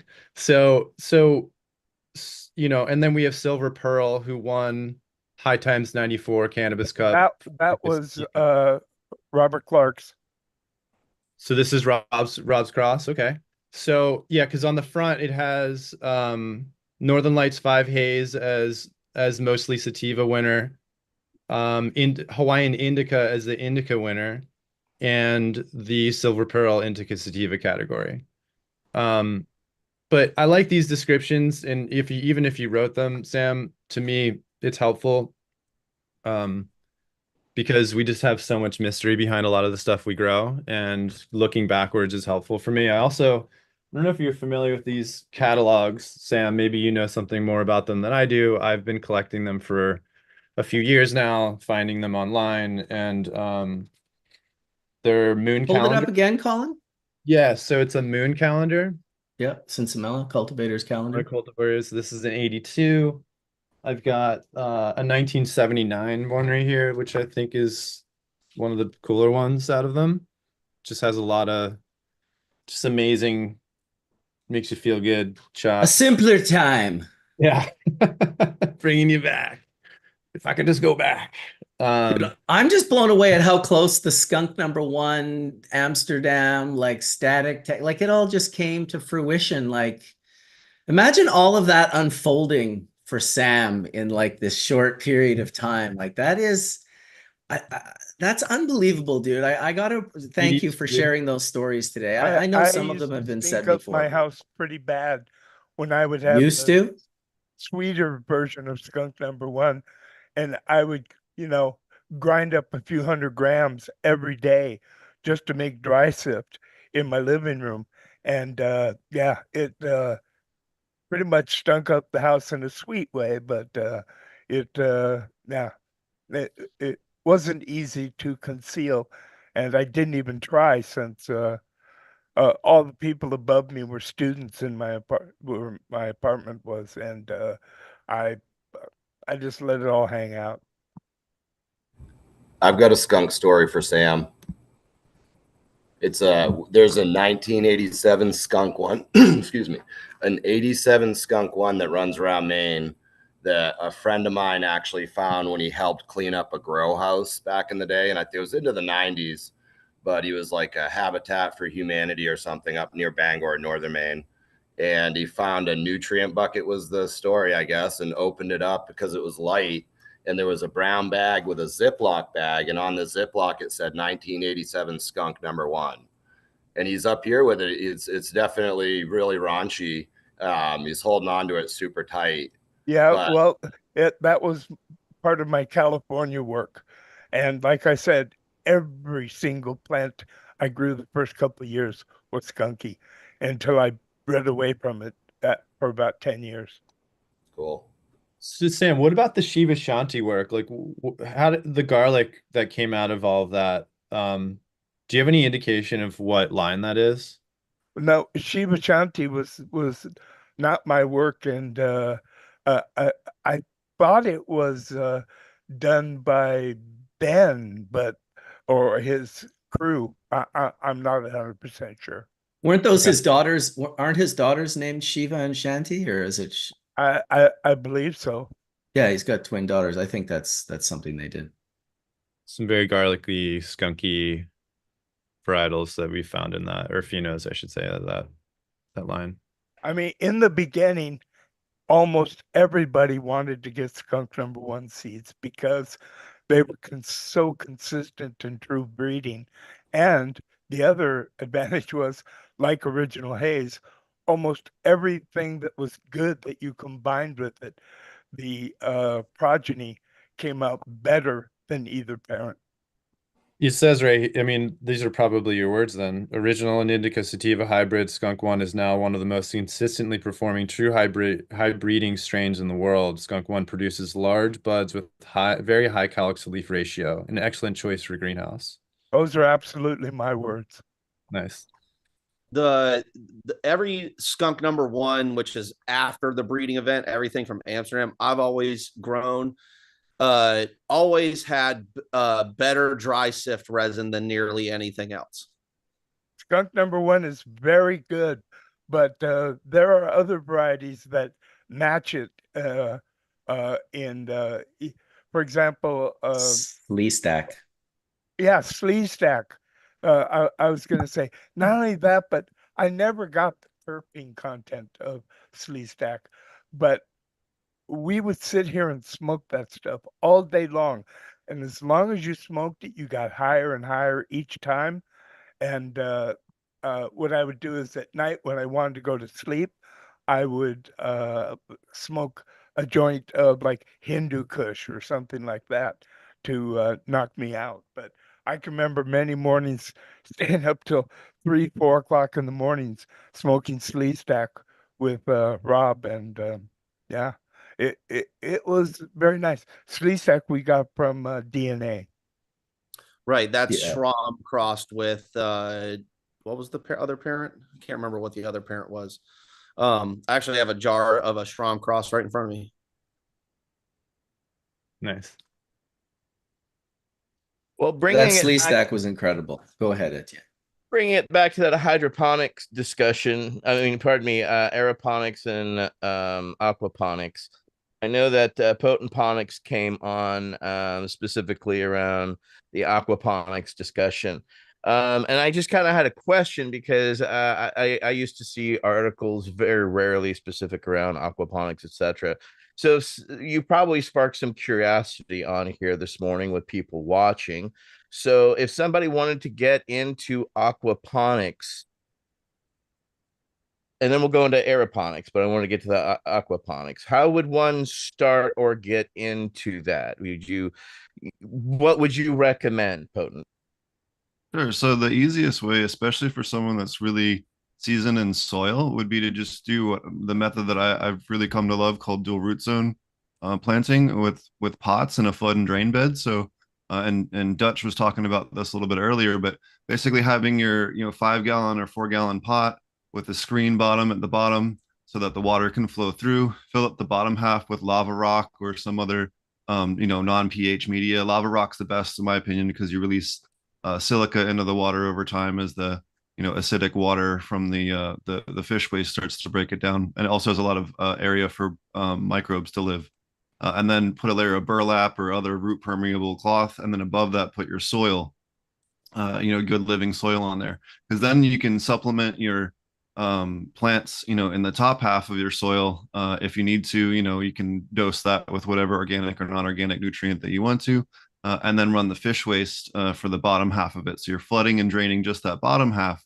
The other cool thing about it is it works similarly to aeroponics when you do that, because you're getting that gas exchange. When the water goes up, it forces that air up through the soil and acts like a diaphragm. So you're getting this super high gas exchange in that soil layer. So your fungi grow really fast, your microbes grow really fast in that soil layer, and you're getting fresh air down into that lower half of the root zone. So you're not having pythium and root rot issues. But microbiodiversity is the key to it, especially incorporating things like liquid IMO or IMOs from Korean natural farming really dramatically improves mineralization of fish waste. It's one of the things that I really focused on, especially with people like Chris Trump and Matt Powers and some of the other guys out there that are doing a lot of education on that.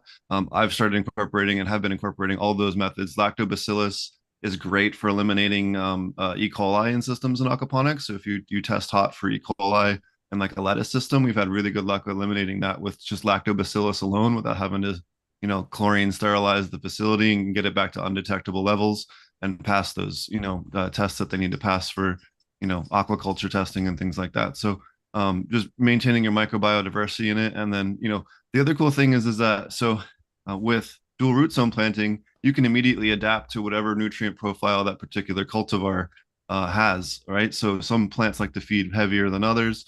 You can easily adapt that on a per strain basis in a large facility, and not have to, or cultivar basis rather, and not have to worry about, oh, well, this one's not optimal conditions and this one's in optimal conditions, or even have different types of plants even, in the same facility and not have to worry about it. But yeah, for the home scale, just a flood and drain bed with a pot, a screen bottom pot, bottom half of it lava rock, top half of it soil. Just keep the soil in the top part moist but not damp, and you'll do well. When you started doing this, there was no hemp latent viroid going around, was there? So you had mentioned that earlier. So I've done a lot of hep latent viroid testing in aquaponic systems, and we've never had, at least in any of the data that I have, anything spread. I have had lettuce chlorosis virus spread from lettuce facilities that had lettuce and cannabis growing, and that absolutely will jump through the water. But we've never, in any of my testing, ever seen HLVD spread aquatically. Do you test each seed or clone that you're growing in the aquaponics or hydroponics before you put it in the system? So usually we'll pop the moms and do a quick pheno hunt with that and in soil usually, and then we'll transfer them to the aquaponics system once we've narrowed it down to a couple of cuts, and then we test those before we put them in. Yes, they are tested for hemp latent viroid. Yep. Yeah, the facility that we're setting up right now here in Humboldt. If you test them before you use them, you're not going to spread it. That's for damn sure. Sure. But we've never had any other, even stuff that I took over, did consulting for. We have not had any kind of, outbreak of any. We've had one or two plants have it, but have, the rest of the plants not detecting. It's not only hemp latent viroid or lettuce cirrhosis. I found 27 different viruses that have been found in cannabis, and you need to protect you against all of them. What does the lettuce cirrhosis look like on the cannabis? Can you give us a description what that infection looks like? Maybe somebody has a photo that they can supply you. Bring one up. I know. So Medicinal Genomics has really good assays that are built around the cannabis plant itself, not ported in from other industry. Excuse me. So those that are out there looking for great testing that's accurate, I think Kevin really has a good understanding of the pressure testing that can be done to get high CTs and the false negatives and false positives that can happen. So I think just be careful who you choose, because a lot of these people are opportunistic and they're coming from other industry because that industry is not working out for them. And the other thing is that sometimes you find it only in the roots or the stems or the flowers or the leaves. So you need to do a fairly thorough examination. And a few times I've had people who got negative results and then it popped up later, and it was an indoor grow, so it wasn't being spread by insects. It was in there, but not discovered. We had Kevin on my show last week, and he was talking about how going forward, you really should be doing HLV testing on flowered plants and that in veg.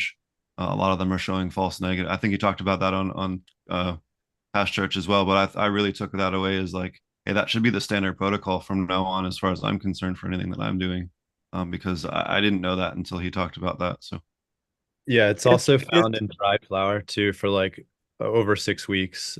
So those plants that are going to market can also have it, and then you touch it, you roll a joint with it, you go to your garden, you pass it there too. So they're not trying to like freak everybody out that it's, this is the end of the world. Dude, labs probably love this shit. This is probably like a formulated lab creation. This is the Wuhan cannabis. Yeah. I think it should be said, like, you got to be really, it's why I'm bringing up the CTs. Like, I think Kevin did a really good job of explaining that when we had him on, where I gave him a subset of samples, like over 35 different samples. And we went to the edge of the testing, edge of the earth of testing as far as you could go to push the sensitivity of it. And you just have to be really careful because, as he said on the show, you're going to be throwing plants out that may not be actually sick and they're just testing positive for that moment in their life cycle, based on the testing assay, not based on the actual viroid that's present. So you have to be really careful, and you just have to be diligent and continue to test, as Sam said, in all the different areas. It's also found in water, your roots, your mediums. surface area. So again, I don't want to freak everybody out because I've definitely been spent a year straight freaked out, to be honest, everybody. Like every day talking to Kevin, be like, all right, man, so what do they say? I could bring up spreadsheets and show you guys like months of work looking at plants and clones and trying to figure out how to eradicate it from the room. Because I brought one clone in, right? So you're absolutely correct, Colin. And at first, people thought it was spread by insects from plant to plant or direct touch or tools or whatever. But we all now know that it can be spread by seeds. It can be spread by pollen. I mean, it's a bitch. yeah, and it's important to understand that not all plants, like I had a plant in my collection that just didn't show any signs of it. I mean, all the way through flower, you wouldn't know at all, even if you harvested the plant and used it for whatever processing or whatever you wanted to do with it until you tested it. So that's the other aspect that was really revealing as well. Because I had a case of it where it was like, I sent him a photo and he was like, holy crap, I've never seen that before. It was years ago. And I said, neither have I, but it looks like camouflage. Yeah, it's a lot like intersex plants. Yeah. Intersex plants don't always express their intersex. If they're genetically based, which they all are, there seems to be two basic types. One that requires environmental stress of some sort to express the intersex. But there's other varieties which they're intersexed every single time without any environmental stress. And ideally, just like HLVD, you want to get rid of them and put them out of the gene pool. Yeah. So I think I brought this up because I think this is a good just like infographic that shows how it happens and where it can happen and how it can go undetected until it's completely detectable all of a sudden, and then you're wondering where it came from. So I think it is important to understand this, and this is a good free resource for everyone to go look on medicinalgenomics.com. And I did leaf hopper studies over a summer that also revealed that they can spread it too. No surprise there, but at least we have a controlled study that proves that it does happen. But this is a free page on medicinalgenomics.com, and there's a checklist that you can download. There's some great images here that kind of show a little bit about what it could look like, especially in the root zone. This is very telling. A lot of times you think you have Pythium or Fusarium or some version of that, or maybe the blend, and a lot of times it's a viroid. So even before people knew about hemp latent viroid, it had been found in hops maybe a decade before that, when Dark Heart found it and published about it. But I was aware of it being in hops, but I was not aware of it being in cannabis until it was tested and revealed. What year did you write the book, Sam? The hemp and pest 2000. disease? 2000. Okay. So for Fletch or for you, man, I think this was a key takeaway for breeding is like those plants that do show traits that are resistant are very important to our future. And I think that's one call out that I think is I guess the question is, can we force them to get it if they are resistant? Because there's a difference between resistant and truly unable to have the virus grow in a plant. Because it's like mildew. Mildew has genes for resistance. It also has genes for susceptibility. For God's sakes, you can't use the susceptibility ones. Resistance, fine. Yeah. Yeah, I mean, I'm not willing to sacrifice my garden to find out.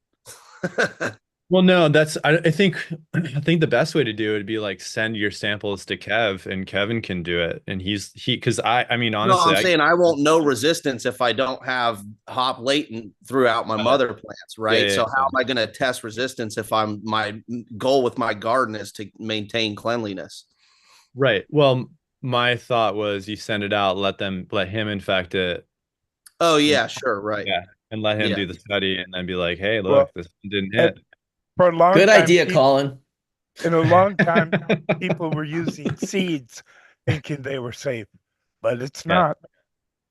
But Yeah, send it to Kev. Let him infect it. yeah, let him do it. He loves it. I mean, I love that I he loves it know. because This is crazy. I don't blame Fletch. I wouldn't he fucking was bring asked, it to he was your like telling garden me, ever. Yeah, Don't throw out it's those like people plants. ask me PM resistance of my varieties or you know spider mite resistance to the varieties. Like I don't have those pests in my garden, so like they don't even exist. I don't even have to preventively. I don't use sulfur compounds. I don't use any of that because there's no the PM doesn't exist, and we're in a climate that it's not outside and it's not coming in, and we don't bring air in from outside. So it's just one of those things where it's like I'd like to know, but I don't want to find out at my expense. I So I don't know sorry, about pop in I don't before we know get too about far off that, Sam. Hey, so I had to ask. You said the PM selecting for resistance or immunity to PM, and I think that kind of a segue into the question I wanted to ask about. You know, the last 15, 20 years or so, just those selections being made indoors, where there's no necessity to select for PM or maybe pest pressure resistance or susceptibility to some of these other things. So we haven't selected for anything but bag appeal and terpene profile, maybe to a lesser extent over the last dispensary era. So is it possible to now take the genetics that we are working with and select or incorporate some of the hop latent resistance into that, or find it in there, or have we selected it completely out and now we're going to have to backtrack 20 years of genetics to start from scratch, for better or worse term? without finding the genes that are responsible for resistance. That's the only way you're going to really help the industry yeah. if they exist. Yeah, I was gonna say that that's one thing I think the genetic marker the world of call it geneticists. I think the work that they could contribute. When we had the gentleman on with CRISPR, I was thinking a lot about that, where the best thing I feel like those individuals can do in their contribution to all this is use their force for good in a way that allows us to better understand the path forward to get to these traits, because to your point, we've all spent so much time looking at the surface, what lives there and breathes there, I think, in terms of that, and then how that is marketed. And we talked about that in an episode. So I think there's an inherent need for that, as Sam said. And I feel, there's a real opportunity for someone that understands this on that level, to really contribute to the work that all of us have been doing, because I think everyone has a limit to the work they do. And then there's others that have to continue that work.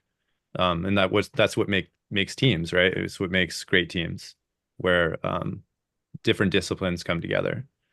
So I Well, hope. research and development is bloody expensive, and there's little direct profit. Uh, I did it because I had a seed company to support the work, because research and development does not, in the immediate here and now, pay for itself. But isn't that also why you would take GW's money to do that work? Like, it allowed you to do more research and development. Yes, except for when I met GW, I already had THC only varieties, CBD. Well, there is no true CBD only variety because the CBD synthase produces 25% of the CBD as THC. So, but yeah, they did pay for a lot of work because I gave them an agreement to license the varieties for single cannabinoids, whether it was CBC, CBG, THCV, CBDV, et cetera, to GW. Right. Yeah. Go ahead. It's really expensive just to grow plants out and look through them, much less all the costs of actual doing, scientific work in terms of in a lab and getting all your tests done. And that's simply why the seed market is what it is today, is no one can really afford to do it. I mean, there's very few people that even throw seeds out. That is beginning to change. There are people who are trying to do things in the proper way now. Yeah, I think that's part of why I keep pushing Kev's work so hard. I know a lot of people. I know there's people out there that don't agree with what Kevin and his team are doing, but you have to understand that when you start pushing limits on things, you can't make everybody happy. And it's much like music to me, where you just got to do what's important, and those that respond well are going to come, and they're gonna feel that energy, and they're going to be with that energy. Well, look at the energy that came at Sam for the years of him doing this work. Oh, he's doing this and he's doing that, and he's with the CIA, and he founded GW Pharmaceutical. He's trying to keep everyone else out of the game. In the meantime, the guy's like the most honest to goodness, like just cannabis lover of anyone I've ever met. He's just like, from the first day I met him, he said, I don't care who profits off of it. I'm fighting for access to every single person who wants to get high. That's what I'm fighting for. And I don't care who profits off of it. But in the meantime, the rumors that get started are literally the most polar opposite sociopathic insanity that you could ever imagine. I feel blessed to be able to have sit around with him and his wife and literally laugh just at how wrong people have gotten it. But it's that exact thing you're talking, Collin. When you start doing this work, everyone's going to have an opinion on it. You got to remember, Marcus. Yeah, and it's the rumors were really started by Neville. And he was angry because he had promised me if I would sell him all my varieties, he would not reproduce them pure himself. He would get them from me. But within a year or two, he broke his promise and did whatever he wanted. And I was bitching about him on the web that he was a crook, he was a liar, he was a thief. And so he fought back. And the way he fought back was to accuse me of being behind Green Merchant and all this other crap, which it would later showed out that it was somebody from Neville's team who was transshipping seeds. So Neville would send them to New Orleans. The guy would Ray Cargo would get them and redistribute them, but everybody refused to believe that it was Ray Cargo. But now what happened was Todd McCormick got the court transcripts, and in it, Ray Cargo lays out exactly what he did. Holy shit, eh? The birth of the seedy industry. Like literally, like birth of it starts out with this like gnarly fracture. That's pretty crazy, dude. Oh, I think one thing we have to keep in mind, Colin, like with a lot of this stuff, let's say, like I only know one plant in my collection that has PM resistance, and that's the purple indica. But I don't want to put purple indica onto every other plant I got just to get PM resistance. And I think what we're finding is like with a lot of these things that these sophisticated breeding operations could accomplish are only to accomplish things that really benefit the mega farms the most, right? For example, triploid technology, so they don't get pollinated from neighbors, or no PM because these big facilities can't keep their fungus load under dealt with. And what we're finding is like in places like California and Canada, most of those businesses don't exist after legalization because the volume that they're trying to sell is basically getting like their business model isn't working. That's why all these big corporations keep going to states that either have limited license availability or where they can like take advantage of a medical market where they're selling to the government or whatever it is. They keep abandoning every state where they have to compete with the small market. I'm pretty sure that you're right. To get true mildew resistance, you probably have to have a gene in both the mother and the father, because otherwise it's going to have other genes besides just the resistance gene. Yeah, But, you'd have to breed a line. It can be done. You'd have to breed a line here's from that one plant and hopefully find resistance in two parents. What role do you feel that microbes have a role in terms of choosing for resistance? Because I know medicinal genomics is doing a bunch of mapping out of all the microbiomes now with a lot of their newer assays, which is super cool. And we're actually working on a cool project that we haven't put out there yet with open cannabis project or copyleft cultivars. Sorry. Yeah. But so what I was getting at is when I was growing in Thailand, we were growing in the middle of the rice field, right? And we had about 140 different cultivars. I forget what the exact number was. We had only 2 plants out of all of those pheno hunts, out of all those different types of genetics, had any kind of botrytis or powdery mildew or any kind of issues. 2 plants out of almost 20,000 plants that we grew in that pheno hunt to figure out what was going to go best out there. And I think a lot of that had to do with the fact that we were running good IMO inoculations and stuff like that. So what role do you feel like there's maybe just a couple of different microbes that if you have those, you're going to almost always have that? Because to me, that's how it's always seemed growing outdoors at larger scale, is that if that was addressed, that we didn't have those issues. As far as I know, the powdery mildew really came from wide-leaf cannabis indica varieties. They just don't have any resistance. And if you've got indica blood in the line, the odds are it is powdery mildew susceptible to some degree. The funniest thing is that plant I was talking about, that purple indica, that's the most resistant indoor and outdoor. It's like a really short, small purple Afghanica type plant, interestingly enough. One that's just doesn't have that gene, I guess, right? Where Yeah, I mean, I've seen susceptible. gardens, I gave it to buddies, more than a decade ago in California, which if you just put plants outside in California, they're going to get it eventually, especially nowadays, especially in Humboldt and Mendo and everywhere like that. And their whole garden, be blockhead and purple Urkel and granddaddy perp and everything else, sour diesel, everything else, including the pumpkins and everything else, all have PM or downy mildew of some sort. And the purple indica didn't get it anywhere on it until the plant had been harvested, and then the bottoms were left, just to keep just the bottom pieces on the stalk. So it didn't have those eventually got some on it. So it didn't have the resistance gene. It probably just did not have the susceptibility gene. Correct. That's what I was saying, is that it's not completely resistant, but compared to everything else around it, it had absolutely no signs of it until well after harvest.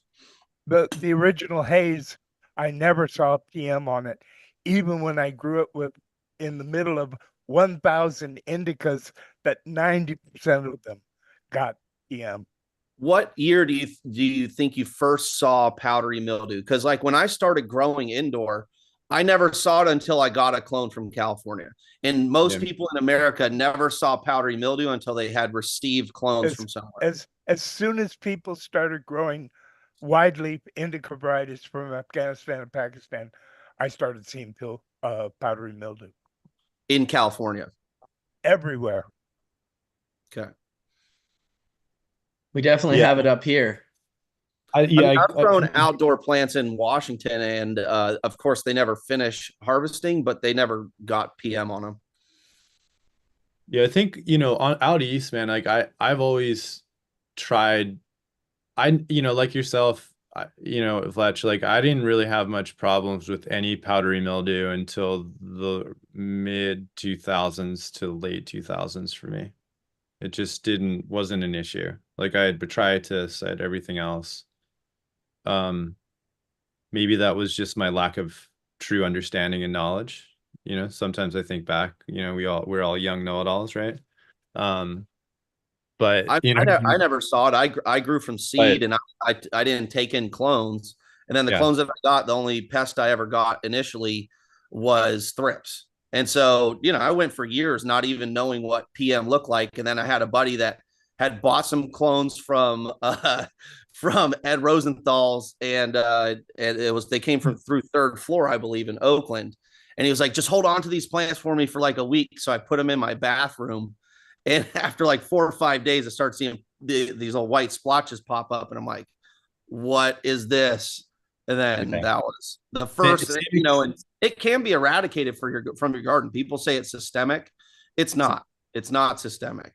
It's systemic because because they have a hard time breaking up the life cycle of the organism, but it doesn't just live in the plant forever or go through the vascular system. Well, I don't know if it's the same type of PM. I'm sure it's probably not, but I will say that once the end of August hits in the lower mainland here of British Columbia, Vancouver, every maple tree literally turns white with like a powdery mildew, like the whole tree. And you can just drive down the highway and just see these like massive amounts of powdery mildew. I mean, you could probably weigh it in the by the kilo. There's thousands of known species of downy and powdery mildews, and they're visually pretty much indistinguishable from each other. And most of them are host specific or have a small family of plants that they attack. And then of course there can be ones where it goes from one plant and goes to something new, especially if that type of plant maybe isn't from that area, or it's a new variety of powdery or downy that's been introduced to an area. I mean, I don't think it's been well enough studied to know, but I think those are all possible. I grew many imported varieties of cannabis from Afghanistan and Pakistan, a few thousand plants each year. And I would say easily 90% of the plants were susceptible to get powdery mildew. Well, that's what it looks like under a microscope anyway. So back to someone brought up the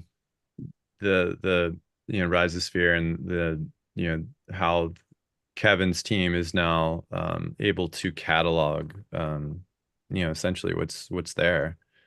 There's a product called Terra Vera that we have a partner farm of ours in New York that's been using this product, and it's based on that ideology that amino acids and microbes and this blend of microbes can fight infectious things that are aspergillus, botrytis, et cetera, powdery mildew, and it all starts with the rhizosphere.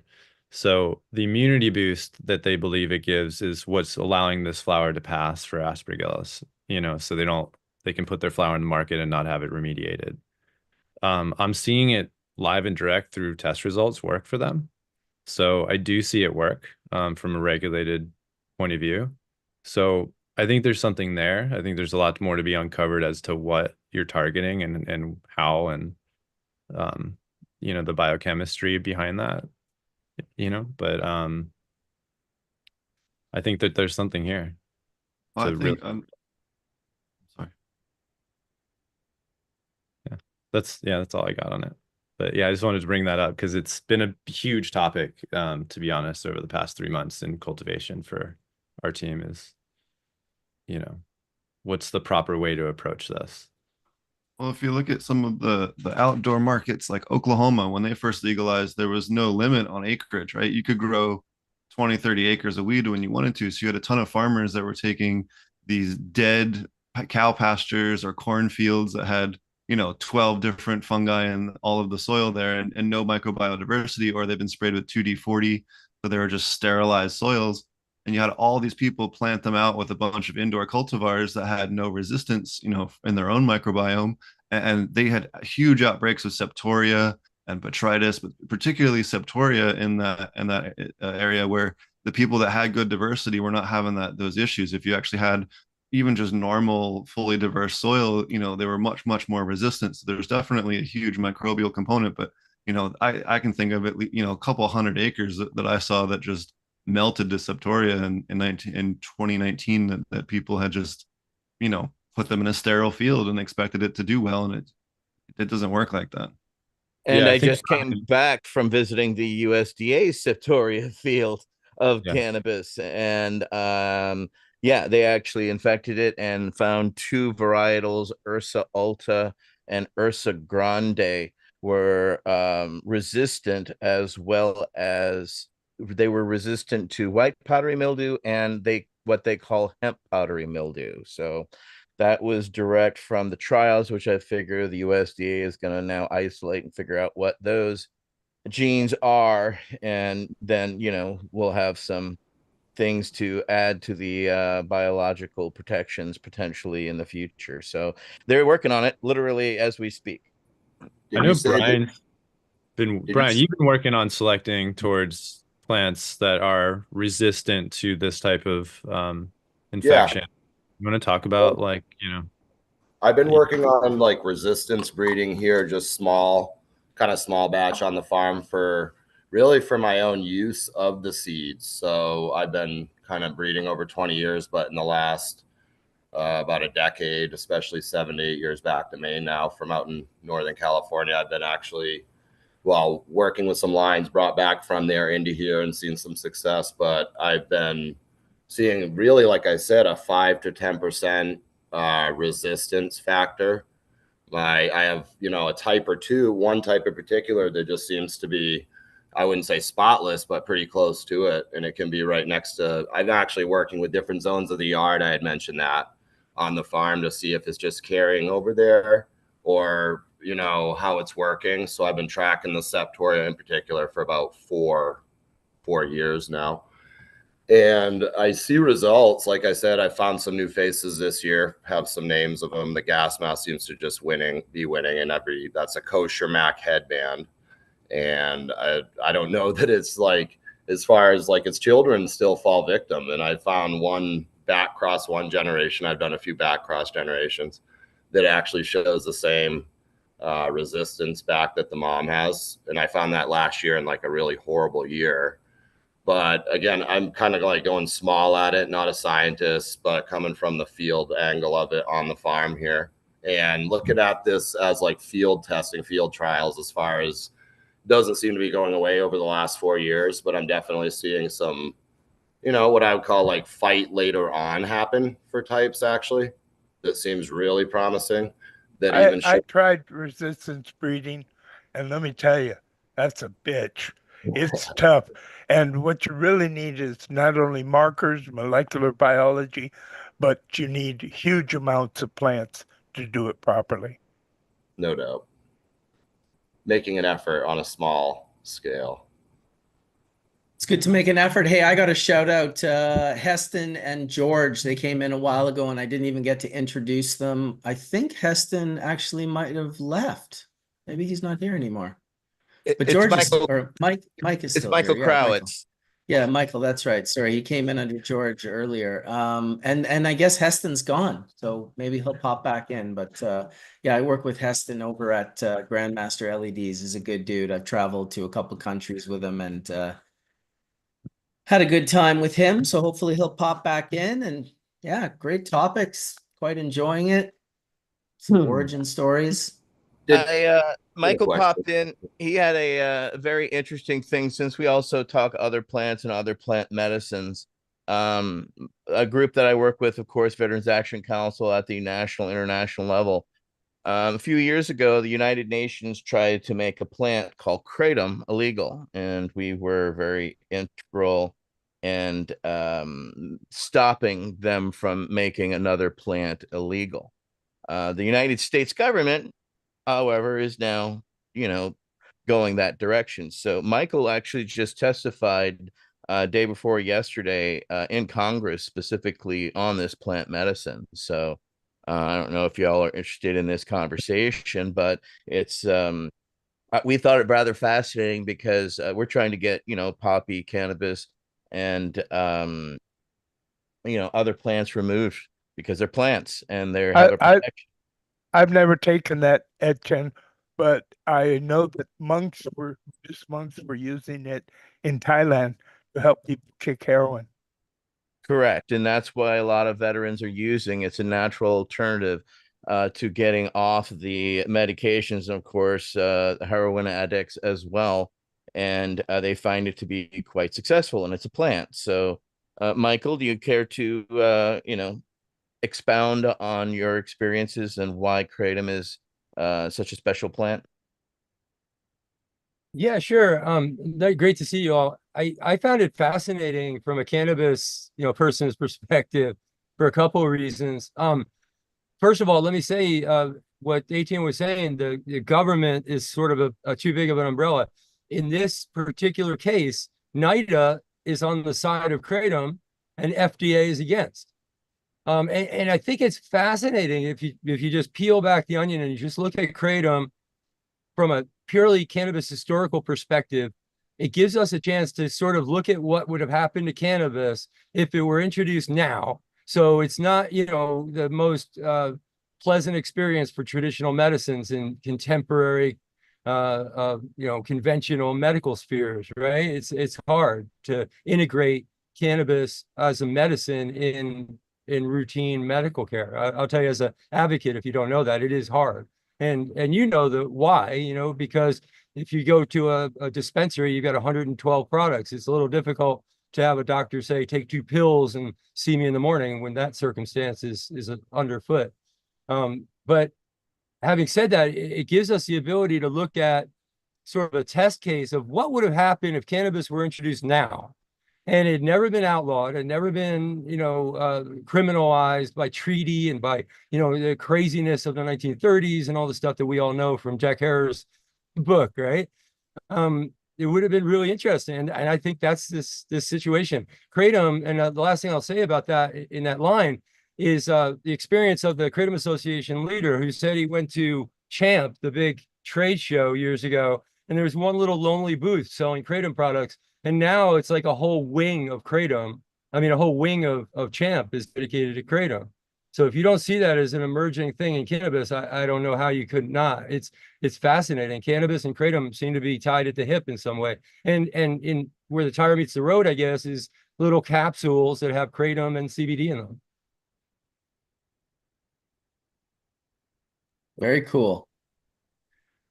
There's some documented cases now that are in the literature because kratom is so widespread of multi-organ failure and secondary metabolites that are generated when your body breaks down kratom. So I think there's a whole lot more research that needs to be done. I think universally saying that it could be used as a replacement for opiates and wean people off opiates. I mean, certainly opiates can be deadly. There's no question about it. But inserting kratom in there, especially depending on what dose kratom you're using, could have toxic side effects. So it's interesting that you say that NIDA is supporting it. I'm not sure that that's an accurate. That's an accurate. We had a statement from Nora Volkow. She sent a statement. She couldn't be there herself live, but she sent a statement. What exactly did Nora say?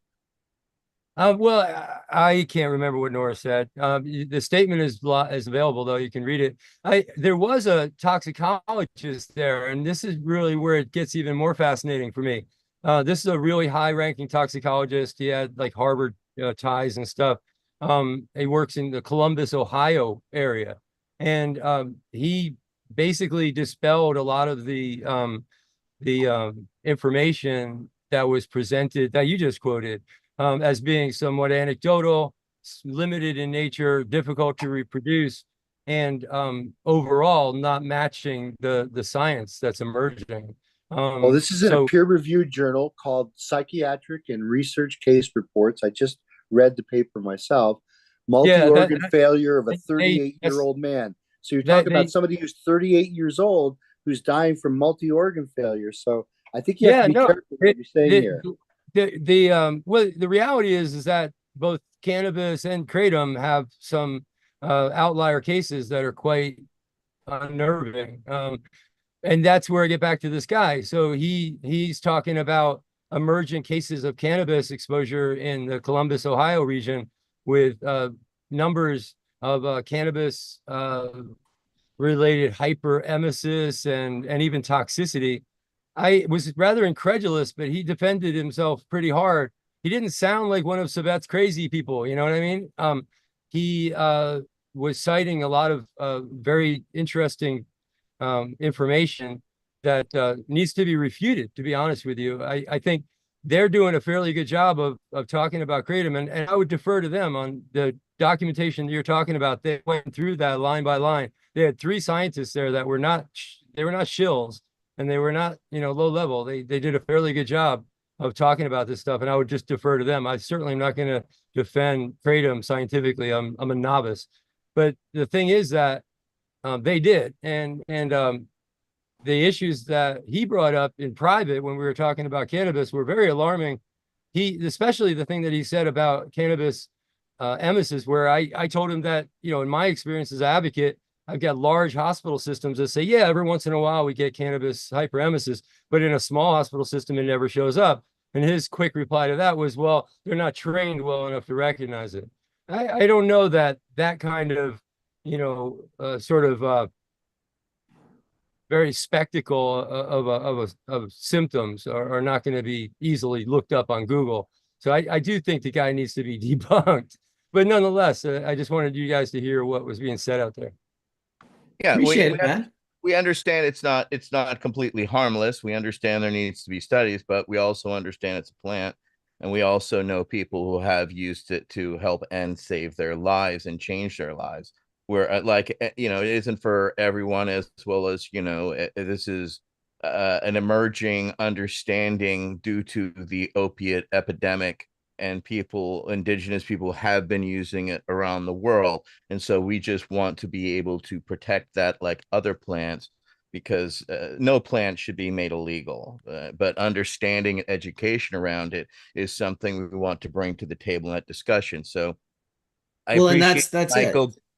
he was in Congress testifying, and Mike, I'll pull up the link and put it in the chat as well as in the chat. Just to be clear, what I was testifying about the need for Veterans Affairs and all medical professionals to integrate plant-based medicines into their treatment plans. That, especially having the my way or the highway thing, where you got doctors actually drug testing cannabis patients out of their clinic, and then you wind up with the medical cannabis patient having to make a tough choice.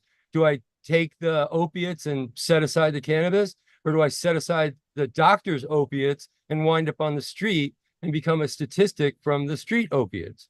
And that's what we're seeing. It's even worse than that, Michael. Until maybe 10 years ago, if you were a transplant patient in California and they blood tested you and found THC in your system, you could not get a liver transplant. They would not allow it because they say, well, if you had THC in your blood system, you're probably a polydrug abuser. Dude, they gave one to Phil Lesh. He was like a raging, like he crushed his liver with wine. He destroyed his own liver with alcohol, and he got a liver. But God forbid you have THC in your system. If you're rich enough, you can find exceptions for yourself. David Crosby is a prime example. Damn. I think the other bit with Kratom is that people don't realize, because there's not a lot of good education, is there's many different types of Kratom, and then also, just like cannabis, depending on what part of the plant's life cycle you harvest it, it's going to have radically different levels of those compounds in the leaves. So a lot of this stuff is just being grown basically like old Mexican brickweed, where they're just trying to get the equivalent of it in Kratom, where these guys are just trying to bulk out as much as they can. They don't care about what time of year they're harvesting it. They don't care about what they're spraying it with. They don't care about any of the same stuff that we worry about in cannabis, because it is this very much more gray market that has no testing like cannabis does and stuff like that. So you're seeing a lot of that kind of stuff end up in the market as well. Does it cause a psychoactive effect? Do you get high from it? Or does it just help you with kicking heroin? I can at least speak for me, if I take a small amount, it's like a stimulant. If I take a larger amount, it's a pretty strong depressant. It feels kind of like taking like codeine or something like that in larger doses. So it is psychoactive. I wouldn't say it's psychoactive, maybe a little bit, but not in a strong way. Not as much as other compounds. Maybe some of the other people here want to speak on their experience.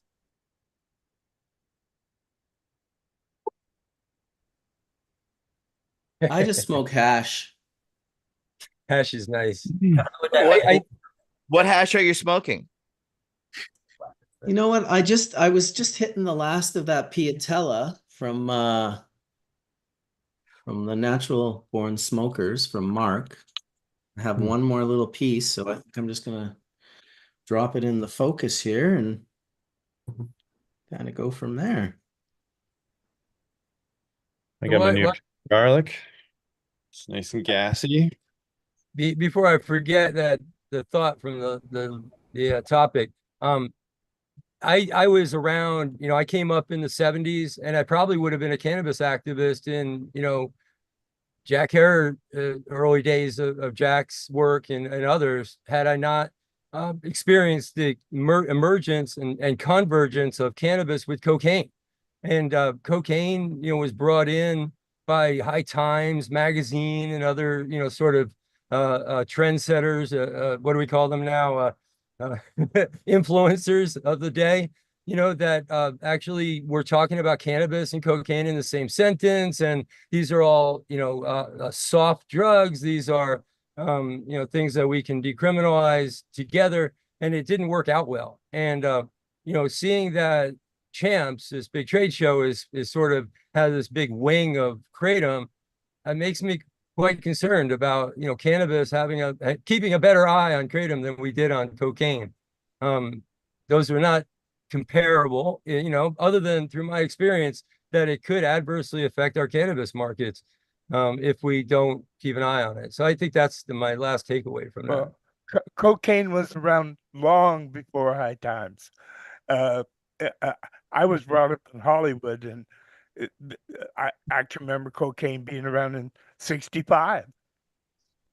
All these all of these catalog, all of these I don't even calendars, I should say. Let me turn this off. They all have in the mix of these cannabis photos, all coke photos of coke. When I first looked at these, I was like, oh wow, they got some cool THCA here. And then cocaine. You started The laughing trouble at me. with Like, hard dude, drugs really? is if you like the Where's your hard head? drug, you should never take it. If you don't like it, what the fuck do you want it for? It's not for me, man. I like hash. I'm good with that. That's where I'm at. Yeah, and cocaine has been around for a very long time, but the emergence of those, sort of cultural camps wasn't for very long at all, and it blew up badly. I mean, that's what took down President Carter's cannabis plans, was a cocaine party. I read a book by Peter Dale Scott. And the doctor also prescribing Quaaludes to girls. There was a book by Peter Dale Scott called Cocaine Politics that absolutely is an unbelievable deep dive into the whole scenario, from trading weapons for cocaine, Oliver North, all of it. People need to realize Keith Stroup was the head of Normal, and he did coke with the drug czar, and then spun and went right out to the media and was like, oh, I just did coke with the drug czar.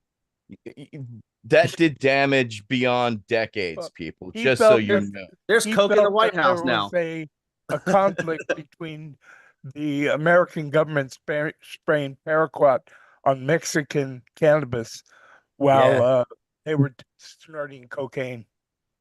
Well, yeah, that was what Keith Stroup said, that he turned Dr. Bourne out to dry, left him out to dry, was because of the paraquat stuff of the Carter, which, certainly wasn't Dr. Bourne's freaking fault, or really President Carter's, for that matter. Yeah, and President Carter might have decriminalized back then, but when the Peter Bourne problem came out, that was it. That's the cautionary tale I was talking about. Do you think iboga has a better chance of being a plant-based opioid treatment than Kratom? Because I know quite a few people that have had maybe yes, because a lot it of also positive gives you a hard-on. That's not a bad thing. The thing about ibogaine, that one. Ibogaine is these are all plant-based substances that need to be integrated into care, but that means careful use. The doctor, should be happy with the caution there, And if you go from there and you take a subset of that and you bring it out to wider scale social use, that's the way I think we should do these things, instead of the other way around, which we put it all into social use, see who dies and put that under control. Not exactly my way of doing things. Lights bulb right after statement. That's the way we do it here on Hash Church. Well, ibogaine, the iboga plant has been known to help those, especially with the most hardcore cases, right? But kratom seems to be more of a supplement, like, cannabis tends to be, a daily, but if you want to deal with some of your deeper psychological issues, we recommend psychedelics like mushrooms, LSD, etc., in the proper setting, in the right mindset. So I think each has its place. Especially for those that are heavily addicted, ibogaine is found to stop and really get at the heart of the issue so that you can start your healing process, right? Whereas kratom seems to be something you would be using daily as cravings, etc.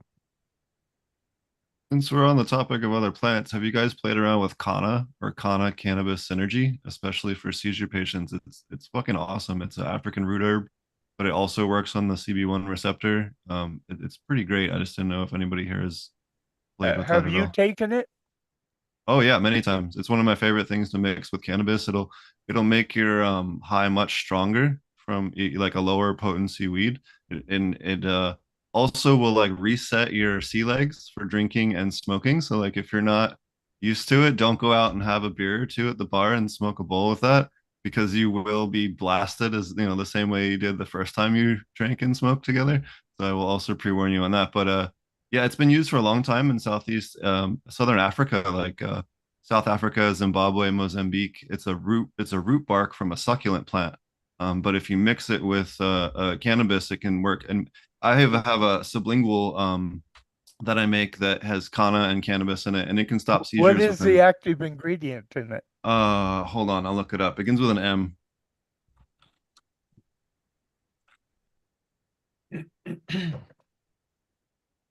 There is a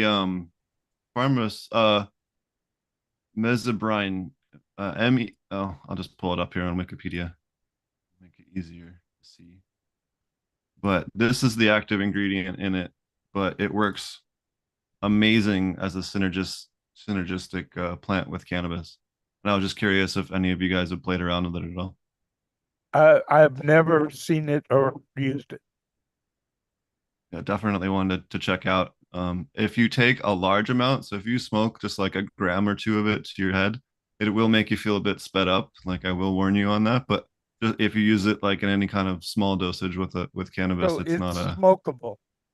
Yeah, it's smokable and edible. So you can also put it in with like put it in your column if you're doing like butane or R134A or CO2 or whatever else. You can put some on top of your column, and it'll mix in with all of your, you can extract it with the rest of your flower and get a pretty cool synergistic it's a output as well. phenethylamine, right? It basically, it has the molecular structure of a dimethoxy phenethylamine, right? Because there's a 2-carbon bridge between a quaternary nitrogen and a phenyl ring that's got 2 methoxy groups on it. That's a phenethylamine, man. Right? Do you see that? Yeah. So it's like PCP? No, it's like ecstasy. It's like a Shulgin molecule. Oh, okay. Phenethylamines I have known and loved. Yes, it's a phenethylamine. I have to look in PCAL and see if that compound's known.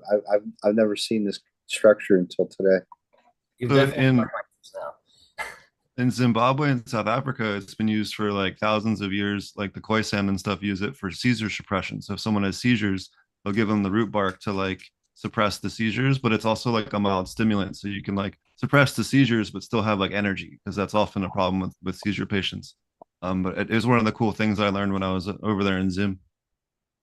So the thing is, I wouldn't expect it to be thermally stable. I would expect if you heated this thing up, it's going to degrade.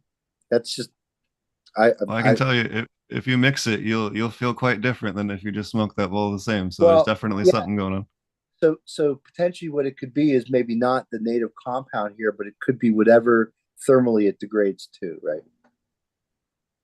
Well, it works both ways. It works in edibles as well, that I can attest to. So Yeah, I mean, I could see it. It look again. It's a phenethylamine, so it should be active orally. I was just that's interesting though. That I mean, it's not like you could sprinkle ecstasy on your bowl, right? Or any of those phenethylamines on your bowl. But it's a lot of those things are just going to degrade thermally, right? They're just not thermally stable. Sure. Cool though, really neat. The other I was one like that and I don't learning know if about this new is true or not, molecules. but I've heard CBD or for CB2 receptor that spilanthes is really good for increasing uptake. Is that I've read like a paper or two on that, and I didn't know if you guys have heard anything about that either, since you have the What was the right name of people that to one ask again? here. Spilanthes or toothache plant is supposed to increase your CB2 receptor efficiency. Could you spell that? I can put that up on the screen again. Or put it up on the screen, yeah. Shit, I'm In the going to meantime, school that here. rosin looks really Is that good. is that a natural sweetener? I'm not sure if they use it for a sweetener.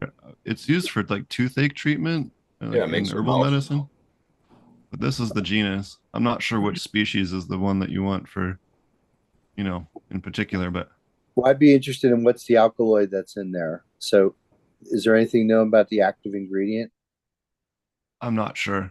It's just something that I don't know that anything on the chemistry of it. It's just something that I've come across. Hey, ask a chemist a chemistry question. You're going to get a chemistry answer. You waiting for those cyanescens to pop up, Marcus? Oh my God, dude. Am I ever waiting for those cyanescens to pop up? Mark, it's an SRI, it's considered, I guess. So, I mean, Okay. There was another. it There- behaves as a weak inhibitor of the enzyme PD4 Biolanthanol. inhibitor.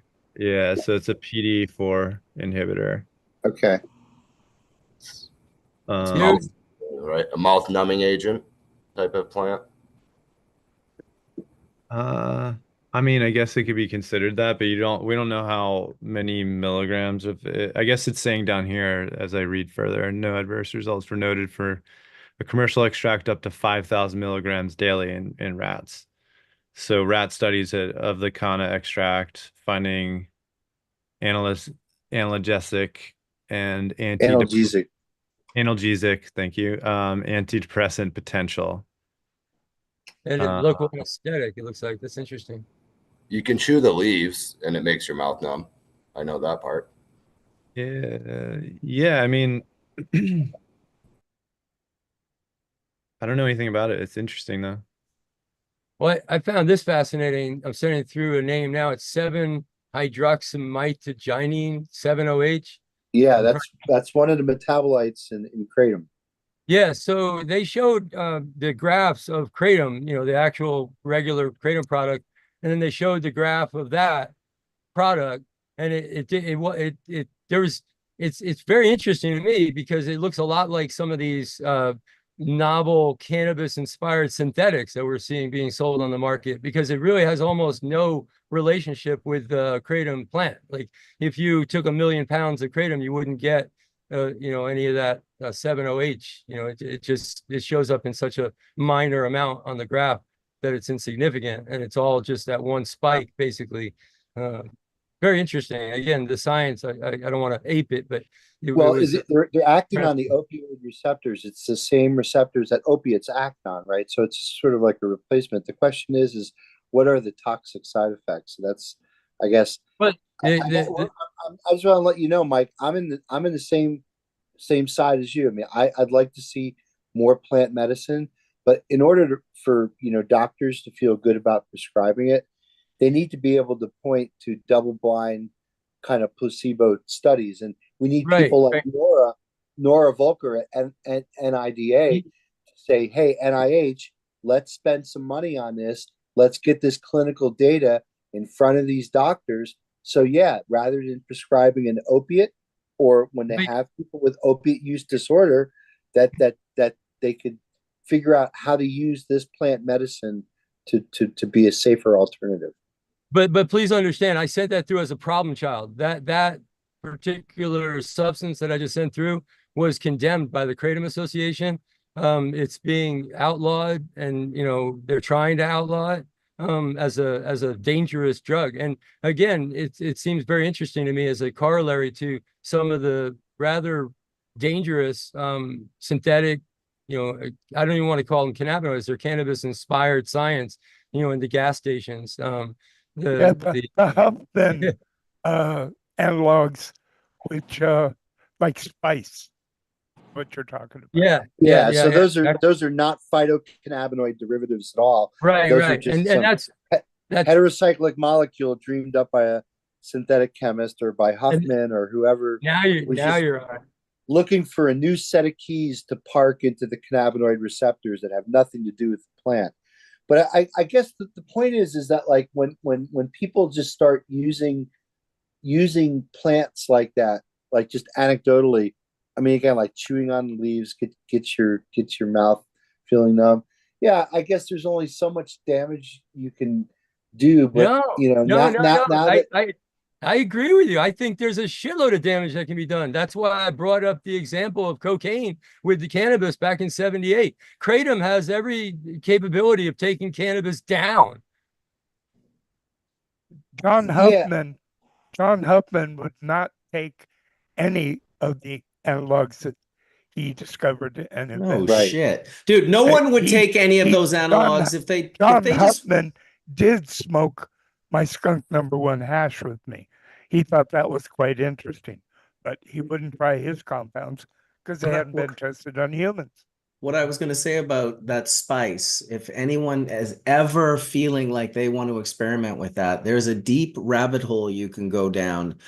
And I don't know why they all seem to be in jail, but guys in jail hitting spice. And it is like, if that doesn't turn you off and make you terrified of that drug, like it is, I don't know how they do it, like in a cage, like in a small space, like get that fucked up. But those drugs truly scare me. That is some like terror. I thought Salvia was scary, early 2000 when Gypsy Nirvana got a hold of the 20X and the 30X, and he was just like giving bong rips to people out on like, a balcony in Lugano overlooking the lake. Well, you know who else was doing that? Steve. Well, yeah, of course I know who else was doing that. That's who I was visiting while I was there, and he was doing it. And I remember him saying to Jorge Cervantes, want to get higher than you've ever been off a bong, but not telling him what was in the bong. And I was there when Jorge hit that and did the... I told Steve that if he ever dosed me with something like that, that I have a large foot that'll go right up his fucking ass. Yeah, dude. Well, it's the super uncoolest thing to do, right? It's like the breaching of the 2 psychedelic commandments, which is like, don't keep someone from taking psychedelics and don't give someone psychedelics without their knowledge.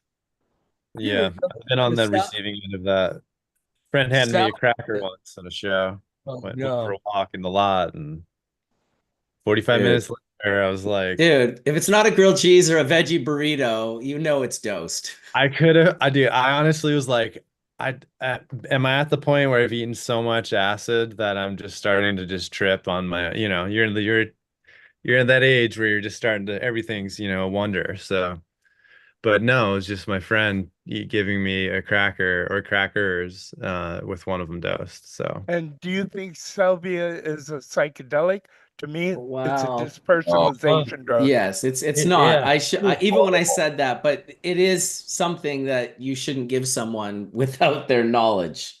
Right. It does fit into that category. I went to a punk show in Pittsburgh in the early '90s to see Gangrene and Social Distortion, and I saw a friend in my band I hadn't seen. I went, hey, and as I did that, he went doop and put a dab of acid, which was LSD, on my tongue, and by that time it was like, oh no, oh, now that's being dosed. So it's yeah.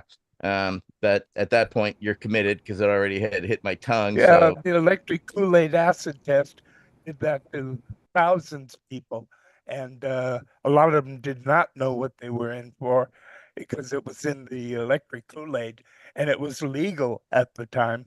But yeah, with me, it was no problem. Somebody could do that to me. But some of these other drugs, I wouldn't touch them with a 10-foot pole. So we had a top person in our little normal chapter here at Virginia Tech that was really into salvia. And I can tell you, I looked into it, and it's not a euphoriant, it's a dysphoriant, like Sam was saying. You know, the thing about it is that how do you outlaw something when your entire drug outlawing system is based on abuse potential, based on it being euphoriant, based on, you know, it's just totally, they outlawed salvia based on nothing. And that bothered me. But watching him take that made me not want to ever think about taking it, never suggest it to anyone. If you want to know how to speak like some kind of language from an old Star Trek movie, or you know, something like that, that it's really, wow.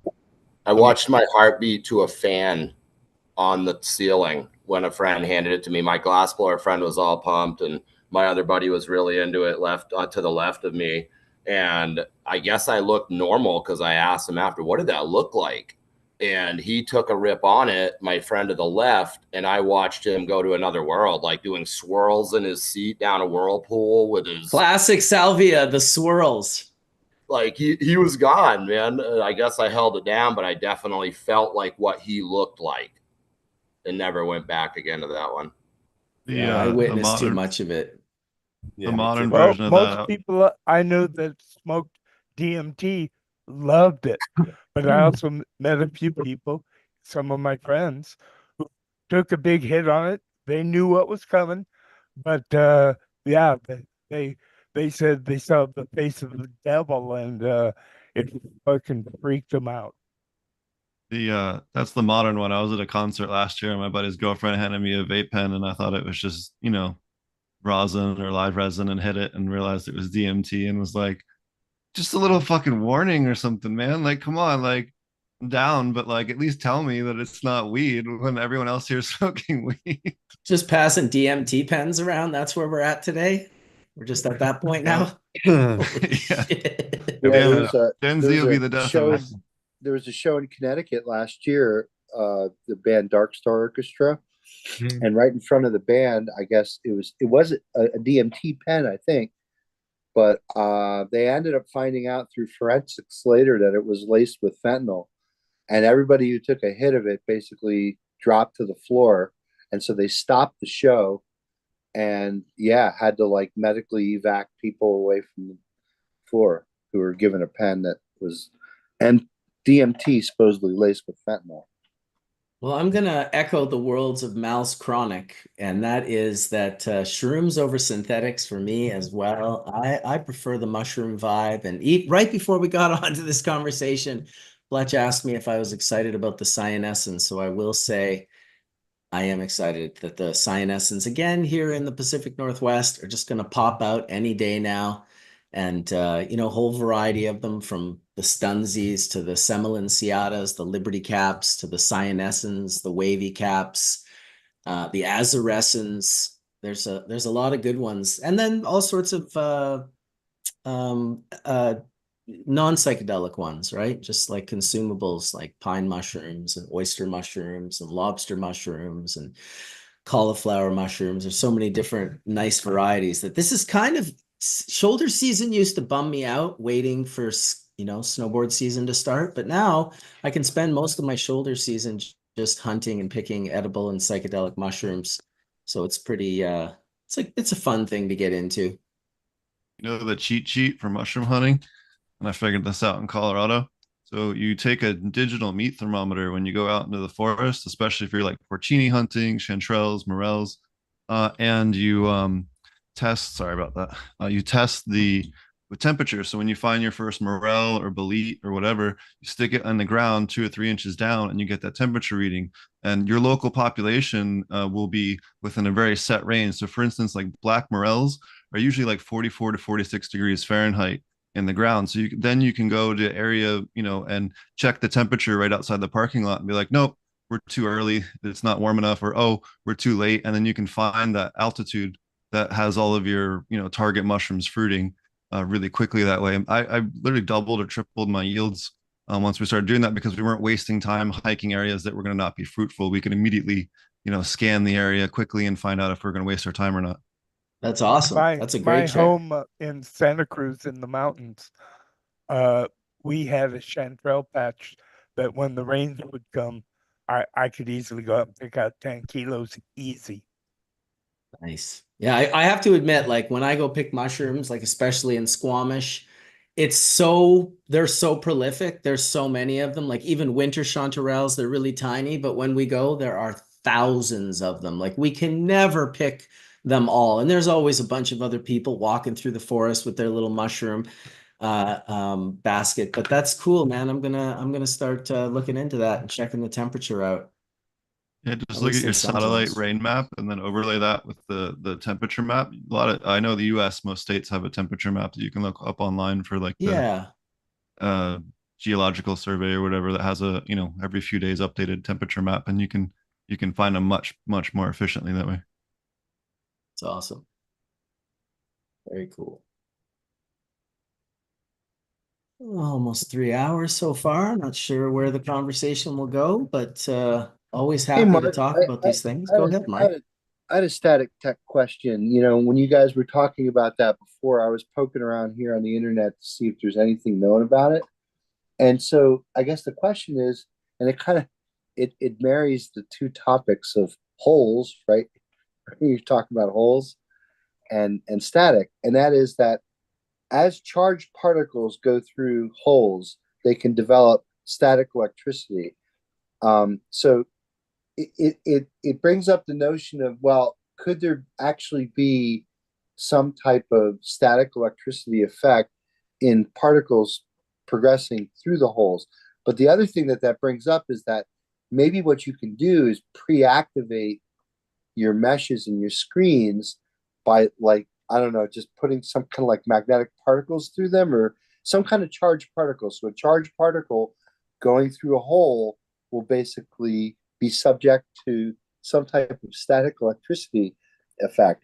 I don't know if it would help. I thought that my hand, it's like walking on a wool carpet, will build up static electricity in your body. Yeah, I noticed My that too. hand charges the resin heads, The screens and and the that's why they cling to my hand.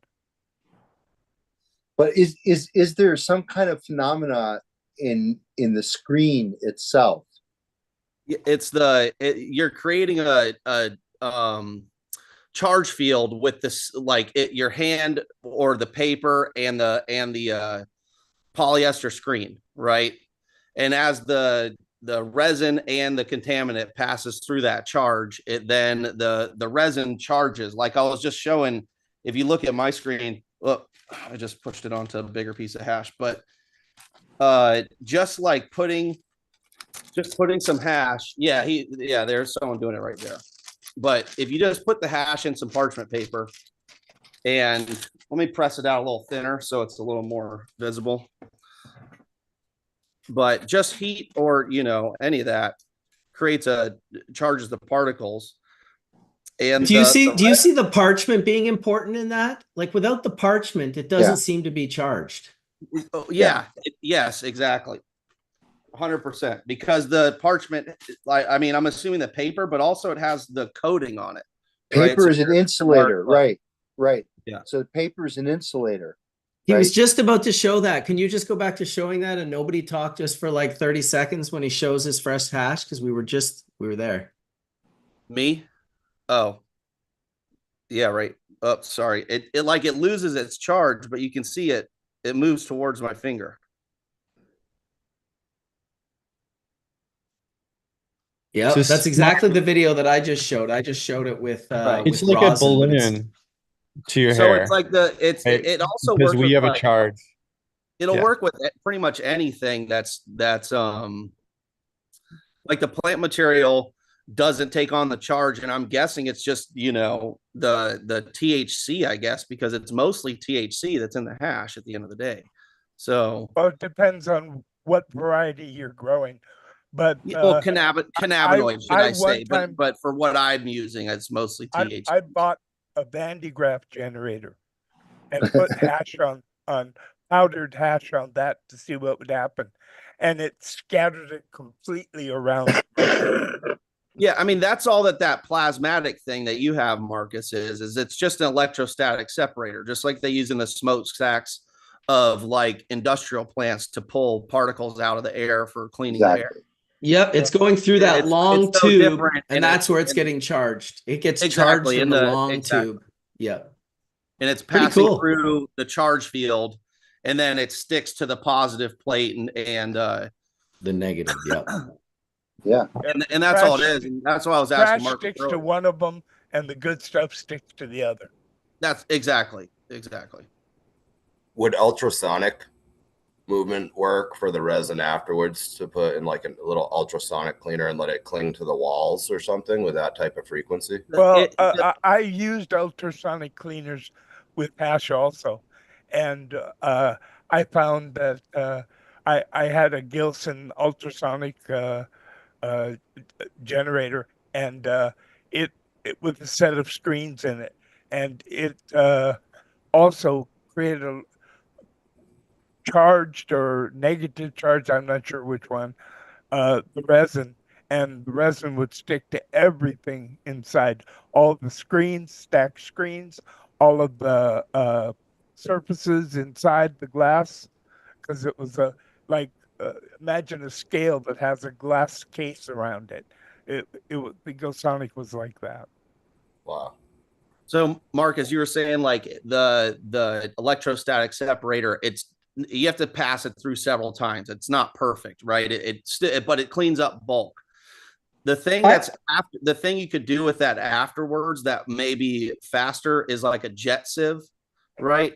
Which is like a little air, you know what I'm talking about, where it spins around in a circle. Oh, and yeah. blows air inside, and that may help break, because I think most of the problem is that you have contaminant that sticks to the resin heads, right? And then it gets brought over with it. And that could help break some of that contaminant off. Yeah, I played with a jet sieve years ago. It was definitely intense how those things work and how high pitched and loud they can be when you hit the right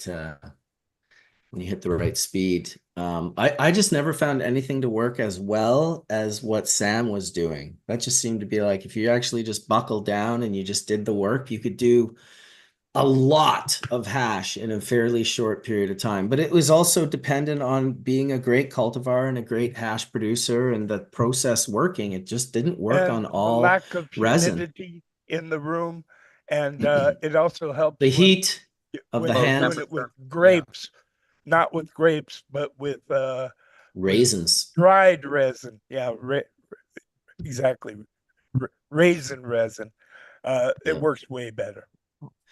Yeah, it didn't work for all resin, that's for sure. I haven't used the best resin through my Sambo filtration unit yet, but I have talked to Hash Crew and a few others, Logan, Wolverine Dabs, and they both said the same thing. Like, it works great when you have really great resin and you've cleaned it a little bit and gotten rid of a lot of that chafe, because it just blows around and it attaches itself to everything in the unit. So it's nicer. I mean, I have heard people in Morocco having great success with the Sambo filtration, really making nice resin with it, and it being, because they have such an abundance of it and it's such a resin focused place. It seems like that's the place I've heard the most success coming from, Sambo Creek filtration. A lot of people still don't know the technology. It's funny too, because the first time I went to Morocco in '71, they had really only been making hash for less than a decade. They were still keep farmers. And yeah, the hash farmers slowly made lots more money because they could supply it to exporters, whereas the keep was not being really exported from Morocco, which is where the money comes from, Europe. And when they were able to export huge quantities of hashish. Yeah, it's certainly an interesting machine, the Sambo Creek. I heard someone talk to me about how there's another group developing. I mean, everyone's probably developing something similar to it. So time will tell what more comes of it. But I think, you know, farmer's grade hash into ultra refined 99% heads, I think is still the unicorn to Jace, right? So absolutely. It would really affect all of these water extraction GMP labs, because most of those labs would rather not use water if they didn't have to. You're not really, water has to be controlled very differently in a GMP lab than it does in a normal lab. You can just have an open, drain. That you can't have that in a GMP lab. Like, the drain has to be very specific if you're even allowed to have one. Most likely you're pumping the water to and from tanks that are then being drained from another room. So the idea, it is a unicorn. The idea that you could take like farmer's grade hash and clean it really quick to make large amounts of, even like Sam was saying, like 70 to 80% heads is going to melt like water. I mean, really, even 50% to 70% heads would probably be perfect for rosin production. Will melt like water. You're correct. Yeah. And I don't know what to say, because I really, really like dry sift a lot. And to me, that is the holy grail. But I'll be the first one to admit it. When you water sift doing with your bags, you can easily get 3 times as much resin as I can get by dry sifting. Yeah, that's definitely the part of the unicorn aspect of that, is that water hash is counterintuitive. Dry sifting is counterintuitive. The harder you work the screens, you don't have the water as a transfer chamber keeping everything afloat while your heads sink down and purify to 99% pure heads. Instead, you have a screen that the more violent you are, the more contaminant that you'll fill. And a lot of dry sift that I even just back in the day bought in Amsterdam in the 90s, looked at it under a microscope, it was probably between 10 and generously 20% heads. So, the dry sift was very, very contaminated compared to the water hash. And the problem is when you want to make great dry sift like Sam makes, the hard part is efficiently getting off all the heads to be able to clean them, because he knows the harder he works on those heads to get them off, the more cleaning work he's going to have to do. It's completely counterintuitive. Yeah, unfortunately, the dry sift hash doesn't really resonate that well with the American consumer market of hash. Europe, on the other hand, is a completely different story. I think it's strictly because of the quality. If you have top-notch 6-star quality, they don't care if it's dry sifted, water sifted, or if it comes from wherever. As long as it's clean and safe, people want it. I mean, there's so many choices out there today. I mean, I've put full melt dry sift that's from lemon peel on my shelf in Oregon. We do it with the water hash too. We'll put the 6-star water hash and then the rosin, and still the rosin, because people don't like having to clean up after themselves. The dry sift and the bubble hash are going to leave more. 99%. It's just things have changed, in terms of consumption habits in America. If you use really clean dry sift like 99, it's skunk, it's 83% THC and terpene rich. With water hash, I'd say it must be pretty close to the same thing. Maybe some of the varieties that you water hash, the terpene levels are slightly lowered. But I love really, really potent dry sift that's high in THC and high in terpene. I agree. Unfortunately, I can't convince other people to love it as much as it's bloody expensive to produce when the bulk material is illegal. Imagine having that on the shelf of the city you live in and not knowing, just being like, just give me some pre-rolls, joints. Imagine walking into, like you do at the natural food store, and you buy peanut butter. You make it on the spot, or you buy dried fruit. And you know, that that's the way it should be with dry sift.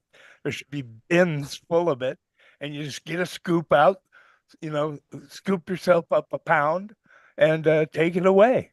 I'm grabbing a kilo because I'm in Canada. Yeah, I mean, I've put this on before the shelf, right? Which is Static Tek, you know, super clean, and then it turns into this when you press it out, right? Oh, I can almost taste that, dude. With And that hash looked exactly how it's supposed to look. With the And, best static test of dry sift, Yep. when you press it into rosin, it barely gets higher in THC. Oh, this isn't rosin. That's just the hash pressed out on parchment. Oh, okay. Yeah. Yeah, that's just this hash, this dry sift hash pressed on a piece of parchment. Which proves his point completely, because if you had put that in a screen, it would look exactly the same and you would lose almost nothing. Yeah, I would never do that. Just my dry sift. I would never Thank take my God. 6-star dry sift and put it in a screen. Dude, I'm telling you. Yeah, what you can do is you can take 70% resin head and squash it, and then you do get a higher THC, higher terpene product.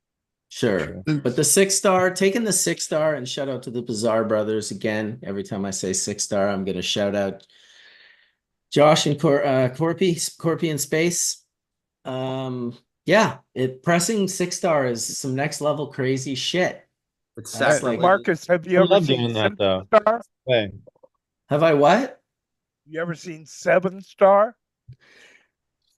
Well, no. I've never seen 7-star. I know that I can't remember who it was. There was a company that named themselves 7-star, but they were a rosin company, and I thought that was so funny because they didn't understand that the whole star rating was the melt factor of the hash, and once you make oil, there is no star rating for that. It's going to melt every time that you heat it up. It's fucking oil. I still think we should move on to the gravimetric rating because it It's tells way you better how melty the shit is. I mean, this is dry, Yes. you know, and you can see it's just straight, you know, Fire. it's clear. So, Good. but you know, Gosh. unfortunately, the consumers are, you know, vape pens are more popular than ever. So what else can I say, right? Skunk #1. When I grew it outdoors, it was always more of a yellow brown color, no matter how pure it was. When it was grown under lights indoors, it was always whiter. But neither one was more potent than the other. It was just I guess maybe the ultraviolet light or whatever was altering the color. Yeah, it seems to me that you know, the trichome heads mature at different rates on outdoor versus indoor, and that may be for a multitude of reasons due to weather or whatever. But yeah, I agree that it's definitely different. That's Sam's skunk #1 resin grown in his greenhouse. Beautiful. There was a guy a while back that was doing, or at least advertised doing like kind of like an electrolysis, almost like a reverse electroplating to try and kick the trichome heads off. I don't know if you guys have ever heard of that or played with that at all. I only met him like once or twice. I think it was at BizCon, but they were doing like a high pH solution, like an 8.0 pH solution, and then had an electrode attached to the base of the plant, and they just dip it in, and then had, you know, a different current running in the water, and then some collection plates to try and collect the heads. And so, yeah, I didn't know if that was something that you guys thought might be, you know, combining some electrical collection with the water would be something that would be a way to I've kind of never help tried filter it, that. so I can't speak on it. Yeah, I think there's something to like frequency ranges, you know, with vibration. That definitely makes sense to me in terms of what we're after. I have a question for Dr. Mark. Yes, sir. Hey, Fletch, what's going on, man? Nothing. If you had some like rosin and put it in a centrifuge or even just good hash, what could you do with that? Are you trying to separate the liquid phase from the solids?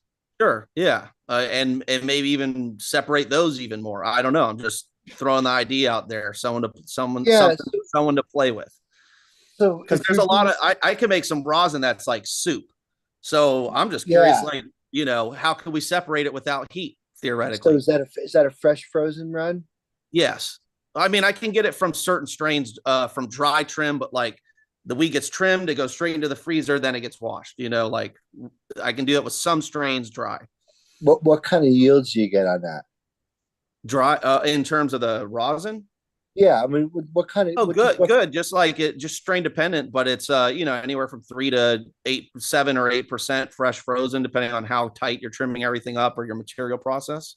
Yeah. So okay, and are you normally pressing that into rosin, or so what you're asking is there another way that you could process it? I'm saying what? Yeah. Like the whole goal with cannabis resin is to never hit it with heat, right? Right. Yeah. So how could you take Yeah. So could you any possibly cannabis product and remove the contaminant from it without increasing, without adding heat to it at all? Not without adding a solvent, right? I mean, without a solvent, but so you're going to need to use heat for the rosin process, probably. Yeah, but I'm just thinking, like you were asking specifically about like using like a centrifuge. So the centrifuge is really good, like with BHO, it's the bomb, especially if you're just looking to isolate your terp fraction, because when you crash out, those diamonds, and you basically want to separate out your solid diamonds from the terp fraction. Yeah, for productivity, there's nothing that works quite as good as a centrifuge, because that usually that terp fraction's super thick, right? So if you just try to do a filtration by gravity, just with like a little screen or something, it's just going to take forever. But the centrifuge will speed that up. I don't know if you could do that without not using a solvent, because it seems like you'd have to add a solvent to that to get things to separate. But you're trying to make a solventless diamond? Is that what you're trying to do, or? No, not necessarily. I think more of my thought process was you have all these people making solventless vape pens, right? And most of them are, taking all of the resin and cooking it essentially to be, because you have to. So if you can take the rosin before it gets cooked, separate out the good terpene fraction, then cook the THC part, then add the stuff back. Now you have uncooked terps. Yeah, so could you just use pressure alone to kind of juice the terps? And you get exposure to heat. That's the big problem, because the whole squishing where you squish the terps out, that ruins it, in my opinion. I mean, it ruins it. Like I like the THC solventless diamonds. Ugh, gross. I agree. 30 years ago, what we discovered in our lab doing R&D was that we could use an ultrasonic jewelry cleaner with alcohol in it, ethyl alcohol, and we would run it for less than a minute, and it would make this beautiful honey yellow colored oil if you evaporated the alcohol afterwards, and it was THCA still, and it was amazing. It was like the best honey oil you could imagine, but if you did it for longer, like 5-10 minutes or half an hour, or whatever, then it came out a dark green from the chlorophyll being extracted. Also, yeah, that's why they try to do that at lower temperatures, because you want to try to get the cannabinoids. You don't need a lot of time. Like if you have cannabis sticky on your hands, you'll notice that you can just squirt it with a little bit of alcohol and immediately dissolves. So the polarity is just, there's no match for the alcohol. It's instantly dissolved.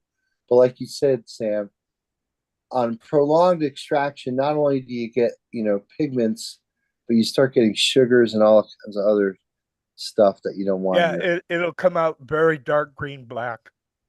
Yeah.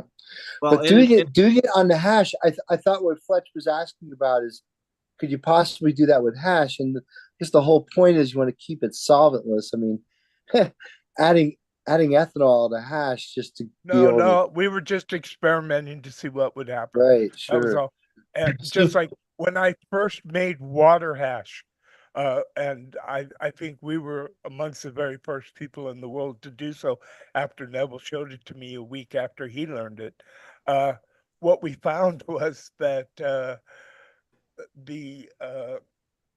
and I'm a bit high here, so I'm spacing out. You'll have to excuse me. Yeah, I forget what my point was. I'm sorry. I gotta run in like just 2 minutes, but I don't want to leave everybody with this thought is you totally can separate the constituents of once you get it into rosin form and just separate the THCA. The problem you're gonna run in with THCA that in solventless form is gonna bubble a lot when you start heating it up. So Yeah. you're gonna want to add some of the impurities back in to make it not get to that point, and there's a balance to do that. Well, the other problem, of course, is that pure THCA by itself is nowhere near as psychoactive as THCA with terpenes. So, yeah, pure THC is not the holy grail. It's interesting, but it's the holy grail to me is dry sift with the right terpenes. Yeah, so to get to that place though, guys, is just like decarb that and then Fletch, there you go, brother. Yeah, I my never point was how to separate the terpenes without any additional heat application. That's Yeah. that's I don't- the real question that I I was don't think asking. you can do I don't, I've left jars out. I have jars now that I've left for months that are just sitting there and there's a huge terp layer, but some of them have created THCA within inside of it, like little nuggets in there. And I'm just like gonna let it go. We'll just let it go and see what, for the name of experimentation, see what happens. Yeah. But I yeah, just think terps degrade the second you start you expose them to anything above freezing, right? They degrade, change. That's why like jars go sour if you leave them out, right? Yeah. Yeah, It just they do change, but every time anybody ever smoked marijuana or hashish in the past, that change was going on. Sure. I agree. I just like fresh product. That's my main thing. You know, Yeah, I'm no, into super dank skunky stuff and fresh. I like cured Well, milk. I find that when my rosin was fresh frozen rosin and too fresh, uh, and I smoked a lot, it was really harsh on my lungs and my it had too many of the monoterpenes that I like to cure my cannabis thing, get rid of, or at least lower the levels. I agree that the lemon peel strain that I have is offensive after a while. It's like if you smoke just that, it just becomes like you're harshed out on it in more ways than one. In California, I used to dry my cannabis for 2 weeks in the dark and then cure it for anywhere from a couple months to even 3 and 4 months for some of the hazes. And when I didn't, I would get laryngitis every year at harvest time, smoking too fresh of extreme terpy stuff. And for that two, what was your curing process between that, month and or 2 months For curing, I would put it in a box at low room temperature and basically seal it away for anywhere from 4 weeks to 12 weeks. like a sealed box or like a wood or cardboard box? A cardboard box, and it was not sealed. It was just stacked with multiple boxes on top of each other. Yeah. So kind of the same idea as like kind of what people do in their root cellar.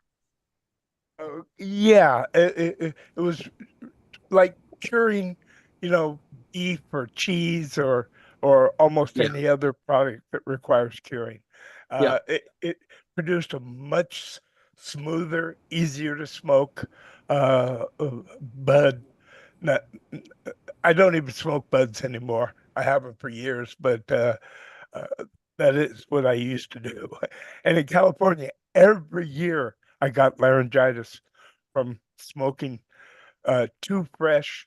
In other words, I only dried it for 2 weeks and then I started trying it. And yeah, it Sam, nailed. I wonder if it's the myrcene. I don't know if it's myrcene. I think it was one of the monoterpenes that had low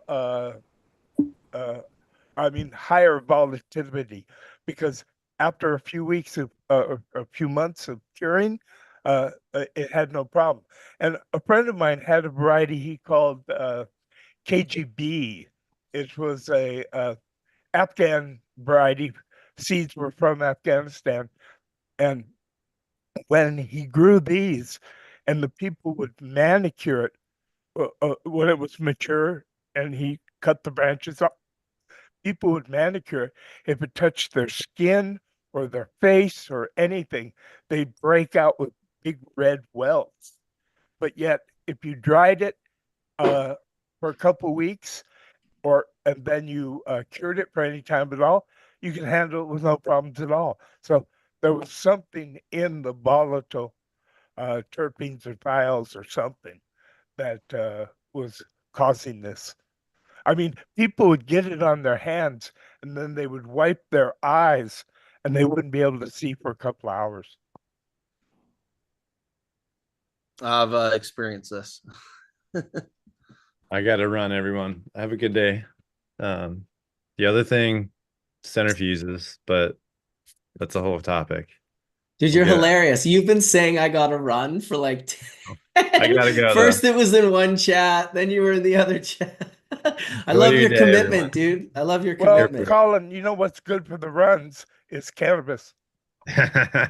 No, no, I just gotta I'm gonna go for a hike, and I gotta have some things that I committed to, so I gotta run. I gotta get to that. That's what I mean. So nice to see everybody. you. Enjoy this beautiful weather we're having. Yeah, that's what's going down. So we're really lucky. The first day of fall. Yeah, no, it really is. It's great. So big love to everybody. Thank you so much for the conversation, man. Fletch, it was awesome to see you. Bryon, everyone. Peace. Bye, Collin. Thanks, everybody. Hey Sam, did you cure your branches on the whole branch, or did you? Yeah, normally that's what I would do. I have done it both ways, but normally I would just do it with the whole branches, maybe a few of the shade leaves removed. But then I would, before I smoked the herb, I always manicured it by hand very, very well. Right on. Thanks.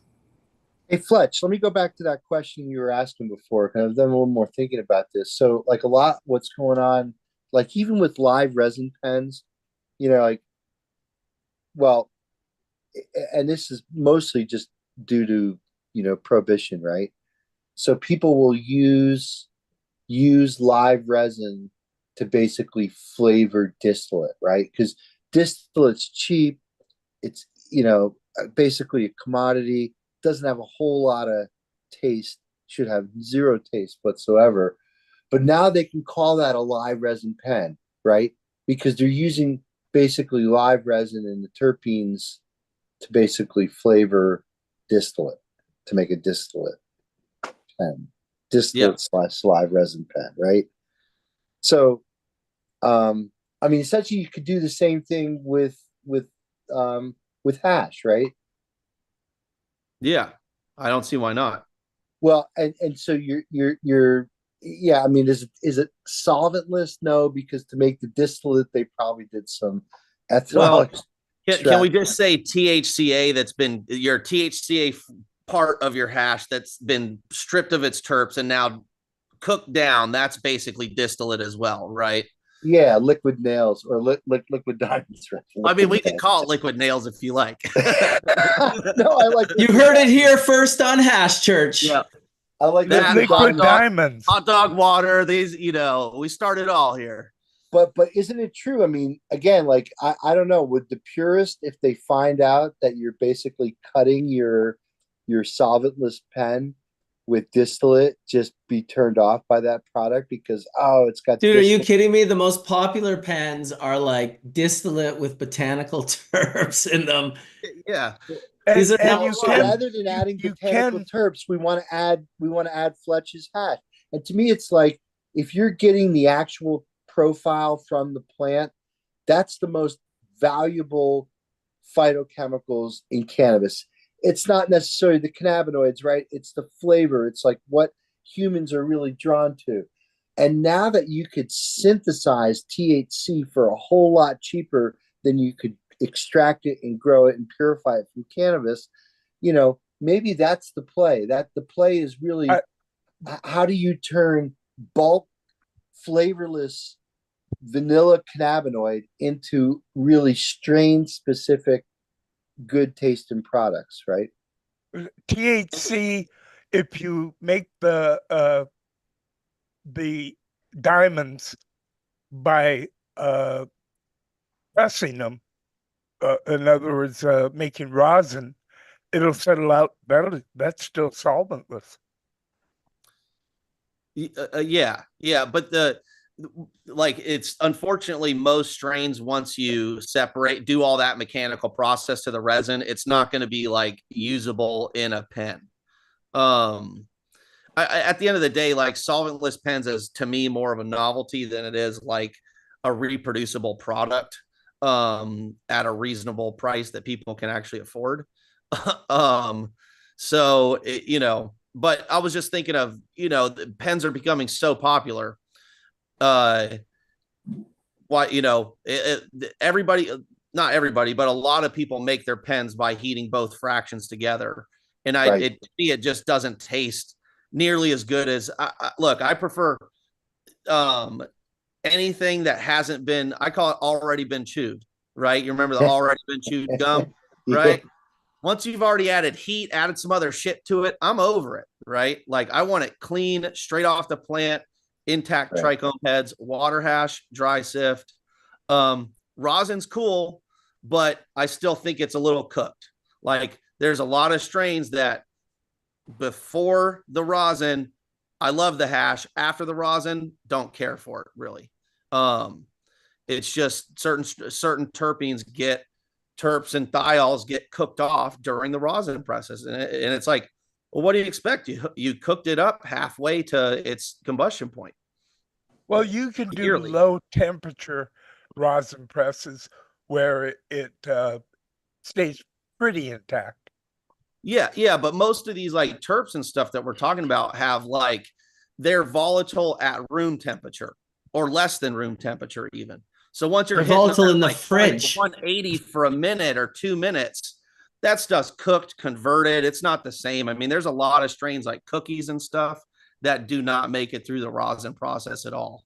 Yeah. And so your perspective, Fletch, comes from the fact that you have access to all these incredible cultivars. You have access to making really nice hash, and you have the palate that can perceive the subtle nuances that many others would miss.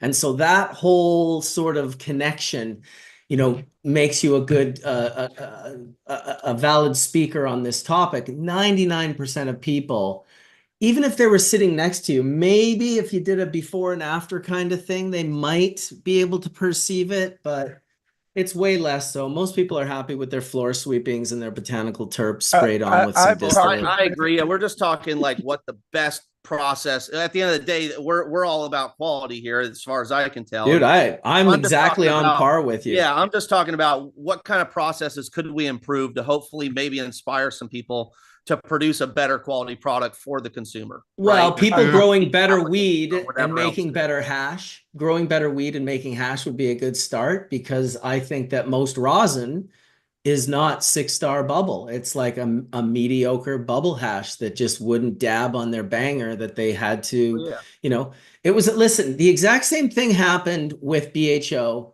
Bubble hash and BHO kind of came out on the market at a very similar time. And in the early days, I would get the odd person would be like, send me a picture and their hash would look just like yours. And they'd be like, did I do it right? And I'm like, oh, dude, you literally have some of the best hash in the world with you now. 99% of other people would write me and say, oh, it just came out weird and sandy. It won't stick together. How do I get it to melt like yours? And then I'd be like, oh my God, do I really want to answer this question? Oh, it's just like a 20-year rabbit hole that you have to go down in order to learn what that is. And so BHO was this alternative where they could just take their subpar bud, blast it, and now they had a golden honey oil for the most part before the connoisseurs of that product came to be, and the subtle nuances of that product of taking a 90 micron bubble hash and blasting that into BHO is going to create a very different quality BHO than some mediocre flowers. And so yeah, that's Also, if you That's have what I'll say really about good that. buds, if you dry sift it, I was lucky to get a 3% yield. With water hash, you can get 10 or even higher in extreme situations. Dude, if But you're with on B- Instagram, they get 40%, man. and with BHO, they get quite literally 99% of the available THC. Well, if your sole goal is flavor compounds, why not just use R134A? Because I've never had anything that tasted more flavorful than that for all extractions across the board. I don't know if I don't know how many of you here have actually had But R134A everybody extracted has weed, but their own idea what they consider flavorful. There is no single flavor that's the best for everybody, just like there's no variety of cannabis that's the best for everybody. Everybody has unique preferences. my point was with the refrigerants, you're getting a lot of those alcohol bonded cannabinoids and those lighter terpenes that are just getting obliterated in hydrocarbons, or even with just doing the drying process for bubble hash and stuff. A lot of that stuff's evaporating before it ever actually gets to be smoked, right? So it's the one method, at least that I've seen, that you can get and have some test results for, that you can actually get those types of preservations. But then if you don't do it right and you burn it too hot, that gas is pretty toxic if you don't purge it properly. So it's more severe consequences than BHO if you don't purge it. But it definitely, I mean, it makes a cartridge ready oil in an hour Are you from using the flower. Pure 5 extraction machine? No, I actually designed my own before they had theirs. I have one that does Okay. about 14 pounds at a time. If I want to run them all, I have three columns on my machine, but I designed it all from scratch. We had to go down to Houston to get our columns because I wanted everything to stay pressurized and have a power failure and not have to worry about over pressuring it with if the chiller failed or something like that. So everything is to 6,000 psi or better on the And are equipment. you doing I've designed it for a while. are you doing multiple cycles? Like, are you grabbing your terps and then taking out decarbing and then doing another secondary extraction, or are you just doing one So extraction? we're doing everything in one extraction because when we've done 2 or 3 passes, the yield on the second and third passes was so abysmally low that even at playing around with PSIs and temperatures, that it didn't seem like there was much of a point. Definitely getting something, but it didn't seem like there was, you can adjust the some of the factors with some of the variables without getting in too technical with it, but and not pull out quite as much of the heavier the stuff The and a lot heavies. more of the terpenes. But Yeah. that's the only thing that we've done as far as experimenting on that. But it took a while to figure out the right PSI and temperature range. We started this back in 2011 or 2012, Oh, making cool. one of these from scratch, and I've got 3 different prototypes I've built so far. But And the big one now. have you gotten regulatory approval to use that? Yeah, and we actually were using it legally in Oklahoma for a bit, and I'm gonna go through the hoops here in California to try and get it, let them use it out here. So we'll see how that goes. Yeah, because So there in a lot of states, including California, they're trying to phase out 134A because the way that the refrigeration business works is they're constantly, reinventing the refrigerants that are used, and for all automobiles and residential and commercial refrigeration units, 134A was the refrigerant of choice, but it still has a high global warming potential. And what's out there right now, I don't know if you're familiar with this new one.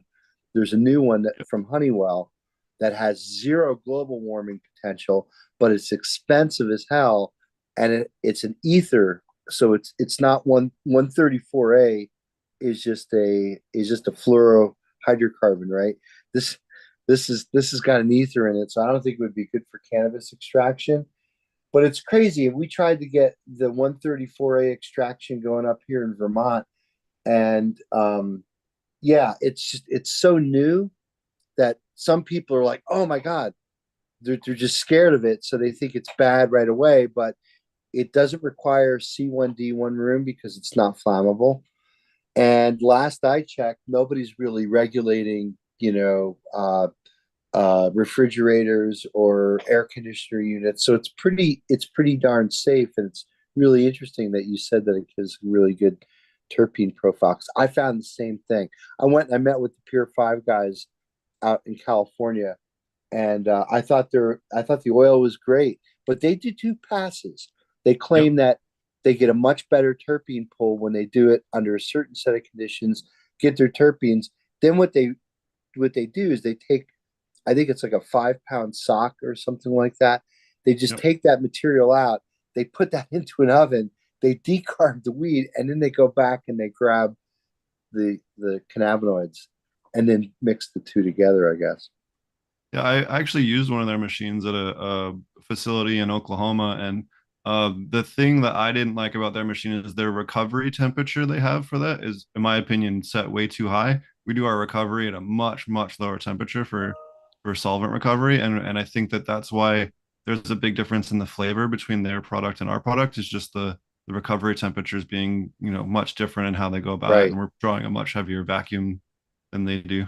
Do you do a secondary purge to get things below, certain? Oh yeah. Yeah. Yeah, we run everything back down to negative 15 psi before we, even open the chamber. And so the labs down there test for residual 134A? Yeah, you can test for residual 134. Usually you have to go through a non-cannabis thing, but officially, according to the cannabis regulations, no, there's no residual solvent testing for R134A that I'm aware of, that I've ever seen. Right, but it's not anything that you want in a dabbable or vape. Oh, for sure. Yeah. But you don't want any of that stuff. Well, actually, though, here's the God's honest truth. It actually is approved as a propellant for inhalers. Meter-dosed inhalers. So when you see somebody using like albuterol inhaler who's an asthmatic, that gas that's pushing that drug into their lungs is 134A. So it has a low toxicity profile, because I guess you exhale it. You don't but it falls into that general class of not the forever molecules, but just whenever you put fluorine and carbon together, there's no natural molecules that have that bond in it. So it's kind of like it's part of that forever chemical family, which are these things that don't degrade into the environment, also, like PFAS. Mark, even if it's safe to inhale, like in a asthma device, that doesn't necessarily mean that it's safe to smoke. No, so it's toxic above, it's like 680 or 700 degrees Fahrenheit. It breaks down into a toxic compound, but unless you're doing a red hot nail, or your friend's just a total dumbass on your dab rig, it's not for the average educated cannabis user, it's not going to be in the temperature range that would do it. But you wouldn't want to drop it and then put it on a hot nail or something like that. That's going to make HF, hydrogen fluoride. And for those of you who are familiar with Breaking Bad, that's what he used to dissolve that bathtub in the in that one scene, right? I mean, there's nothing that stuff eats through glass, it eats through metal. The only thing it doesn't eat through is plastic. It's totally safe for your lungs, though. No. The nice thing, it's easy to recover all of it though with the right temperature, the right chillers, and have a tank scale, and you can ensure that you actually recover. Well, that's one of the things that the regulators asked us about. They're like, how much of this stuff are you recovering? Like, how often do you need to top off the tank? And again, I guess one of the concerns is that here in Vermont, I mean, it's totally legal in New Hampshire, it's totally legal in New York, it's totally legal in Massachusetts, all the states that surround by us. 134A is fine, but here in Vermont, we're going to take a stand and we're going to phase 134A out. Well, check it out. I went down to the Costco, and checked out the refrigerators and freezers there. I took a photo of the serial number and then went home, looked on the internet. Guess what refrigerants are in the refrigerators and freezers here in the Costco in room 134A. So yeah, I think the mission is noble, right? Trying to phase out high global warming potential solvents, but in the world of commerce we live in, this is like throwing bricks in the Grand Canyon. Well, it's used heavily in perfume production and lubricant oil production, like plant oil lubricant production. And in the aerospace industry, Yep. shit, they have spray guns where they're spraying parts and it's just coming all over the place. Yep. And unlike CO2, your employee survives if you get a line that blows off, or they someone falls into the machine and opens a valve accidentally or something. There's no danger to the people in the room, which is one of the reasons why I think it's safer than a lot, certainly safer than CO2, that's for sure. I mean, can you purge all the R134A off, and is there mystery oil in it? So yes, 100%. You actually bring up a great point. So you can actually buy R134A medical grade that they use for like hospitals and different types of stuff. And they use it for meter dose inhalers. Yeah, exactly. So when we take those big tanks, which is what we use for our source, we have to do 3 purges before we actually get 3 really clean oil. There's like machine oil or some other oil just out of it, shit run in it dry. Is that right? Yeah, we do dry purge it until it's empty. It usually takes about 4 purges when we get fresh gas before we can get any. And anyone that's worked with BHO on a closed loop has dealt with it far worse than we have. But it does leave behind. We had about 8 to 14 grams of just shit oil in each of the tanks that we used. So it was pretty high, So even for medical that's grade. officially called mystery oil. Yep. I mean, that's my official term at this point.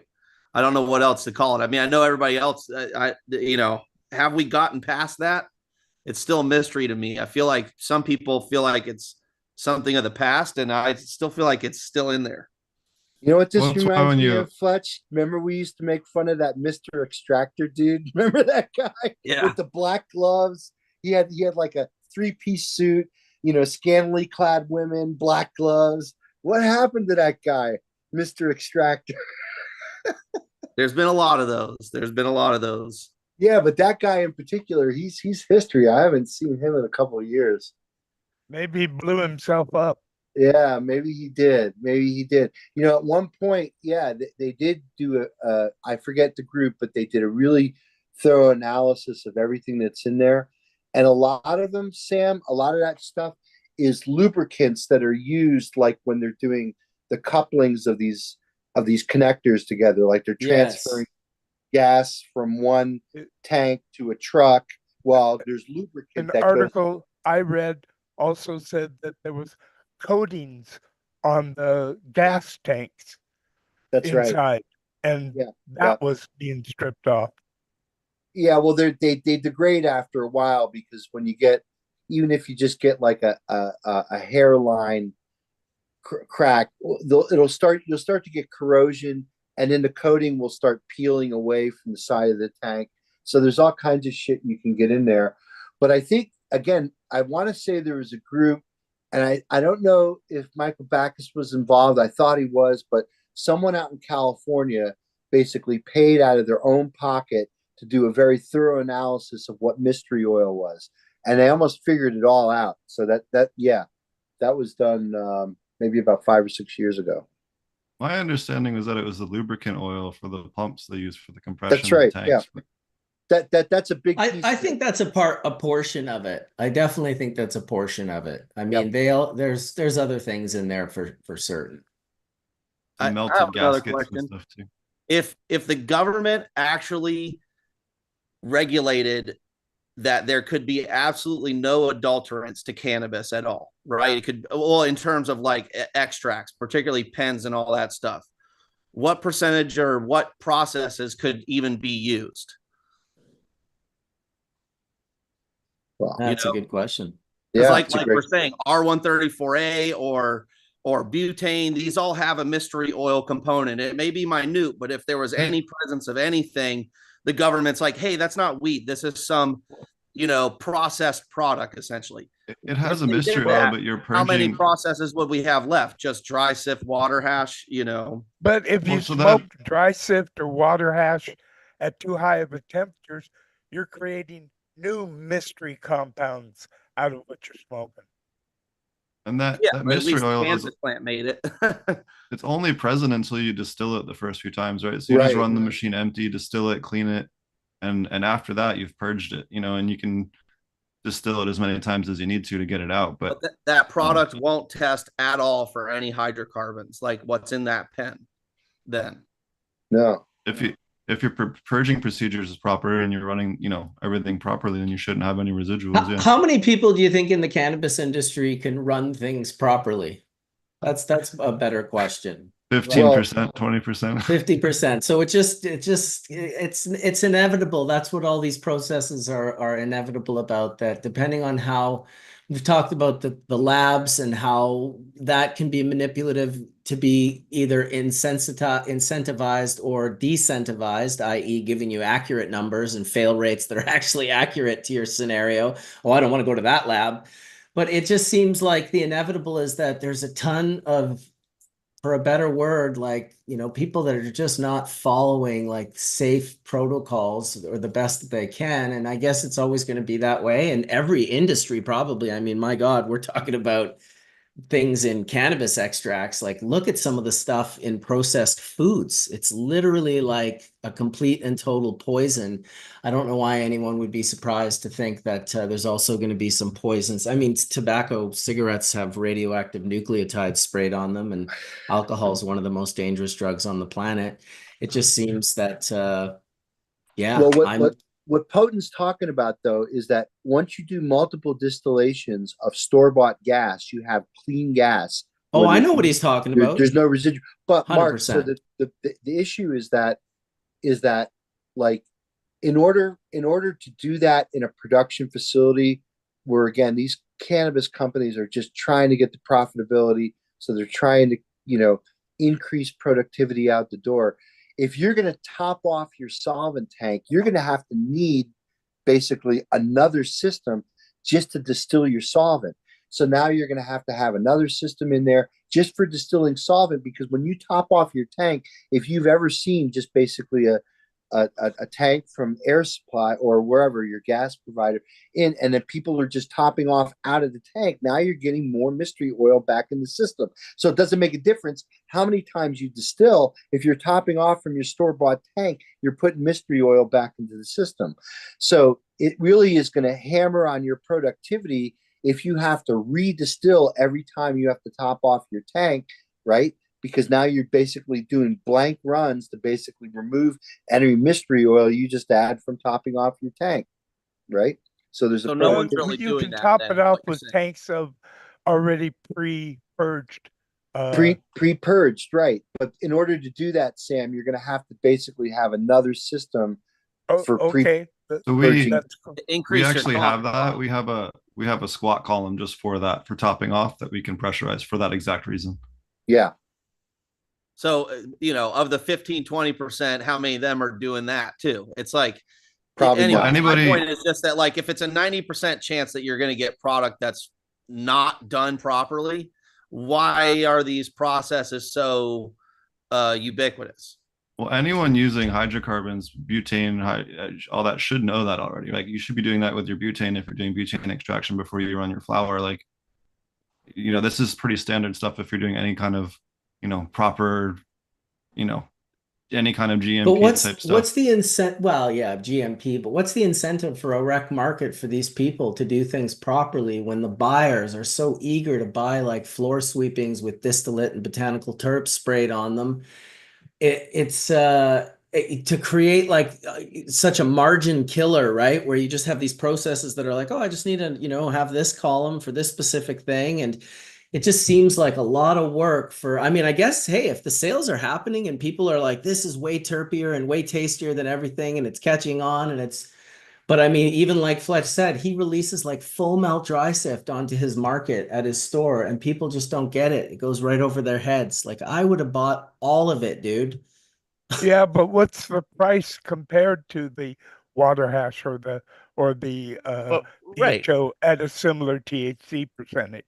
When you know, Frenchie came to me with his original hash that's done right, there's just nothing on the market to compare it to, because everything on the market was produced in such a low quality way that the retail cost of what they were asking originally wholesale, it made it curious for the you know, the person. But you know, when it's a new product, it was scary. But once people tried it, they were like, oh shit, this is a different product altogether and understanding. So this is the part where we as the dispensaries have our part to educate the consumer when they come in about the differences on these and these products.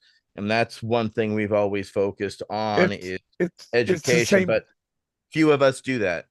It's Yeah, the you're same rare. problem, Etienne, with with extremely long flowering varieties.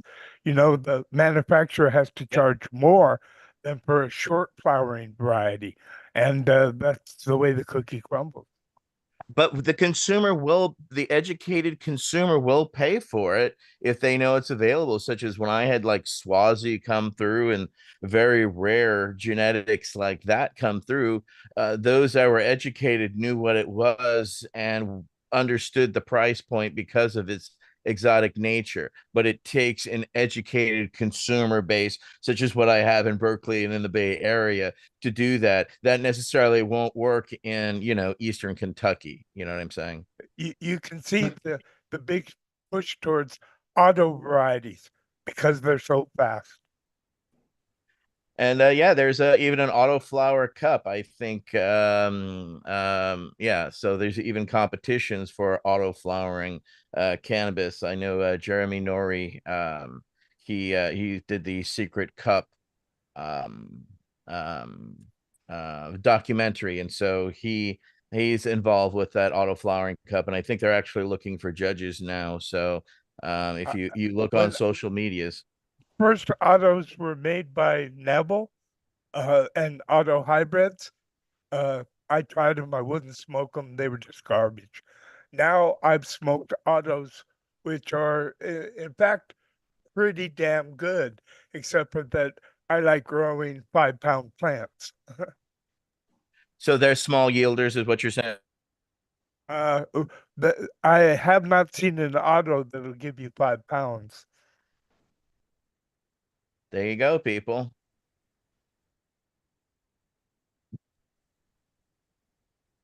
But I have to agree, the quality of autoflower has gotten better over the decades for sure. But because the earlier things that we had heard about them, they did not look sexy compared to other quality genetics.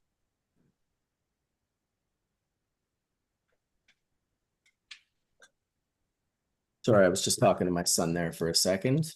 It's Sounds like always it's bong hit time, lulling the conversation. We should probably all just figure of doing well, something. we got 15 minutes left too, and I definitely you know, I always want to hear Yeah, where's from D420K when we need them, right? Bong right rip. bong rip mother lovers.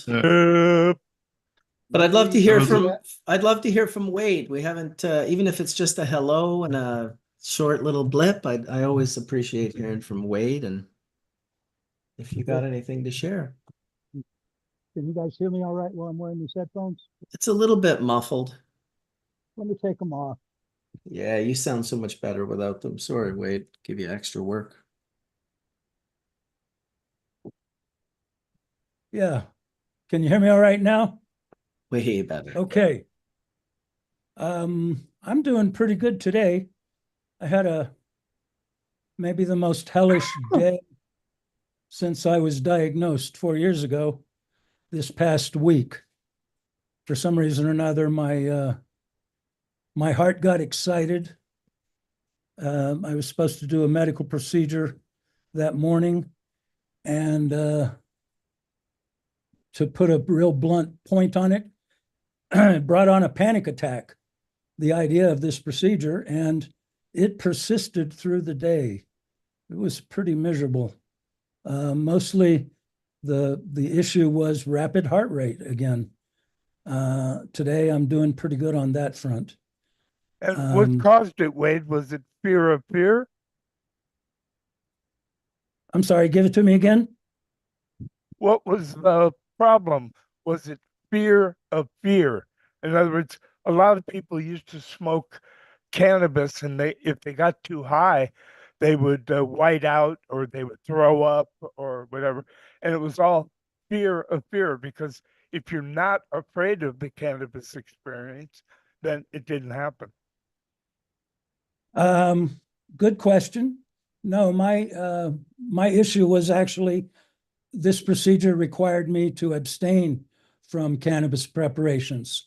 So I was told that it was a 20 to 25-minute procedure, and I needed to fast for 8 hours beforehand. So I did. I didn't take any of I'm a heavy user of edibles and tinctures, so I didn't do any of that.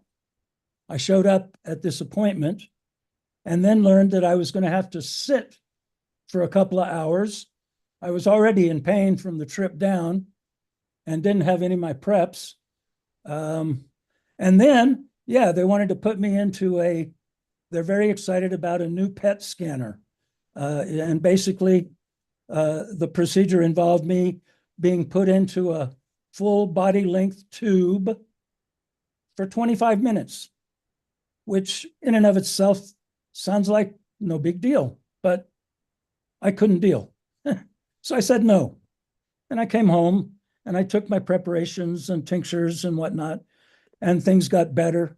My heart rate was $1.25 when I got home, and within an hour or two got it below 100, but it persisted all day. That was really a fucked situation, I got to say. But today, and what's true is all of my doctors that I'm working with, so far, nobody can really tell me why this is happening. It first cropped up about 6 months ago.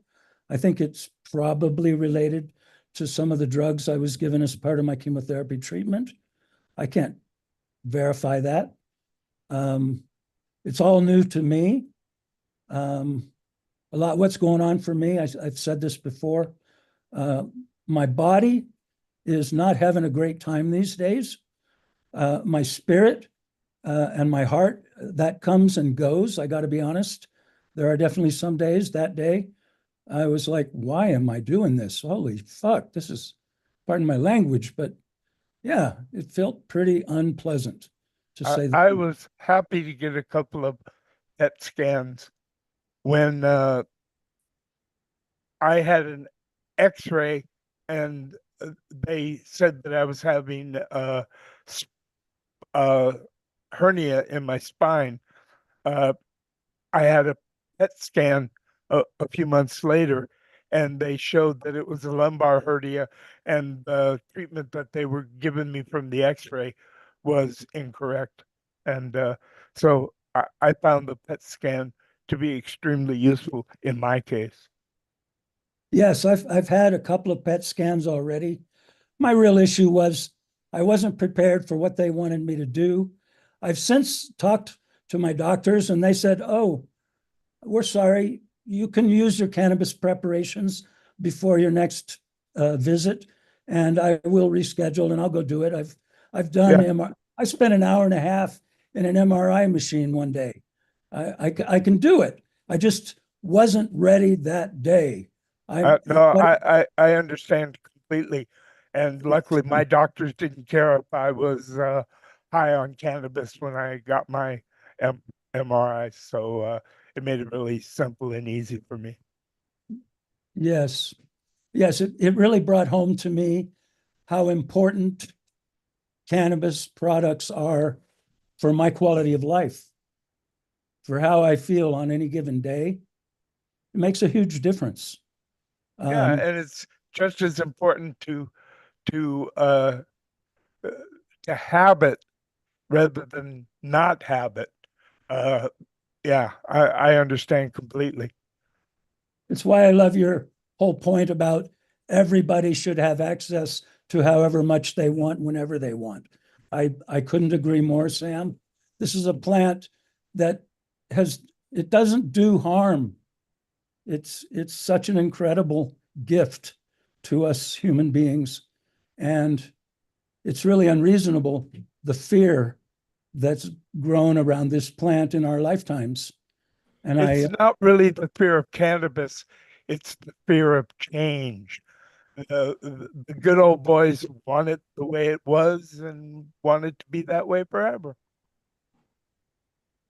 Well, yes, because they have a vested interest to keep it the way it was forever.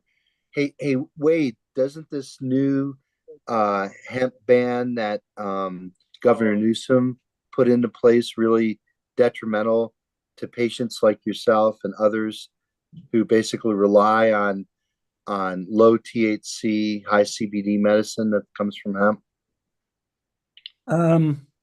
it's a great question. I know Dr. Bonnie Goldstein, for example, was an ardent opponent of that bill because it was going to cut off the. Oh, it wasn't a bill. It was an executive action, right?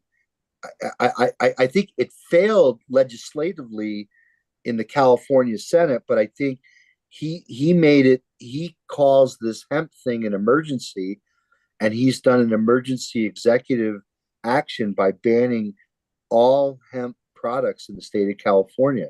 Right? I think that I might have that wrong, but I think that's the way it is. To be honest, Mark, I'm not really up to speed on the latest developments there. I believe you're correct.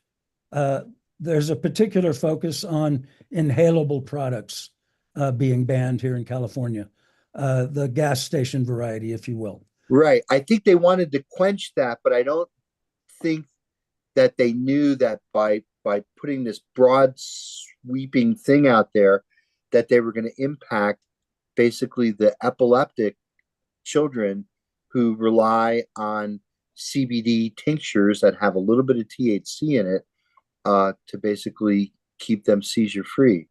My understanding is that you can still do those under California law, but it has to be through the regulated THC market and the standard dispensary market. So you can still have those products available, but they're not in that unregulated hemp market.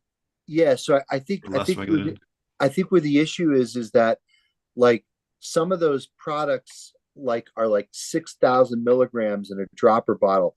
You'll be lucky if you find a 600 milligram product in a dispensary, because that's just not what people buy in dispensaries. People go there to buy weed and buy stuff to get high. You know, your medical patients, really the moms of these epileptic children, are relying on the kind of, Charlotte Figgy kind of products. So, high CBD, low THC. And I just don't think that the medicinal aspects of that are covered by the products in the dispensaries. That said, I don't live in California, so I don't go to California dispensaries, and I really don't know what's out there, but that's just what I understand. There's limits on milligrams in any one product, and there's also the cost factor, particularly to the families you're speaking of. Wait a second. Etienne owns a dispensary, right? Yes, I do. And I have no problem if they would allow us to have those products in our dispensaries. The problem is that they didn't allow them in the dispensaries. And next thing you know, they, there's just always been a separation between the two. And I wish they would, because people are looking for, diverse levels of THC and CBD products, and currently the consumer is not getting it at the dispensary level. So those products are there. We shouldn't be making them illegal. We should be putting them in places where by law we should be able to sell them, as well as to educate the consumer and filter through the the products via the consumer's feedback. You know what I'm saying? Which is how we deal with a lot of products, right? I think he was pressured. Say the product sucks, we don't carry it or purchase it again. If it's good, then that becomes part of the rotation. And if we don't get that feedback from the consumer and the patient, then we don't know otherwise. So that's another reason to keep that constant conversation. A lot of our bud tenders are known by name to our people and vice versa, because that's how well they keep that conversation going. And I encourage other dispensaries to do so too, to constantly engage and inform and receive that feedback from the consumer. It's so vital. Otherwise, what are you doing? Well, I think there's a lawsuit right now. I can't remember the name of the dispensary, but there's a couple dispensaries in Southern California that have gotten together in a class action lawsuit, Etienne, you might be more familiar with this, that are suing hemp producers that are out of California that are sending products into California because, again, their market share is eroding. They want people not to go to the gas station for an $8 pen. They want people to go to Etienne's store, right? But the bottom line is that it's a financial stake that is the reason why they're arguing it.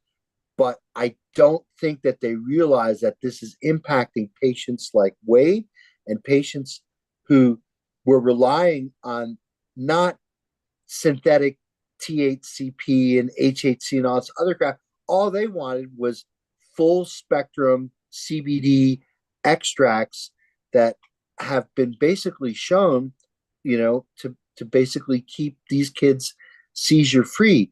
And so the article that was in SF Gate on last Thursday that I covered on High at 9 News on Friday was basically said that people in California are panic buying. So they're going out there and buying all kinds of stuff. Sometimes, again, maybe from not the right sources. But I mean, I think it's difficult because those folks believe that, again, if you look at the hemp or just the farm bill, it says below this level of THC is legal hemp. But if you put it in a bottle and try to sell it in California today, you can't do it. So I think where Gavin stepped in the wrong way was, I get it. He wanted to basically take synthetic THC out of the market, right?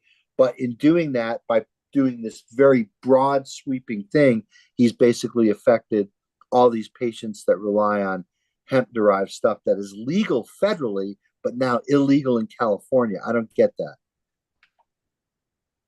It's always, go ahead, Etienne.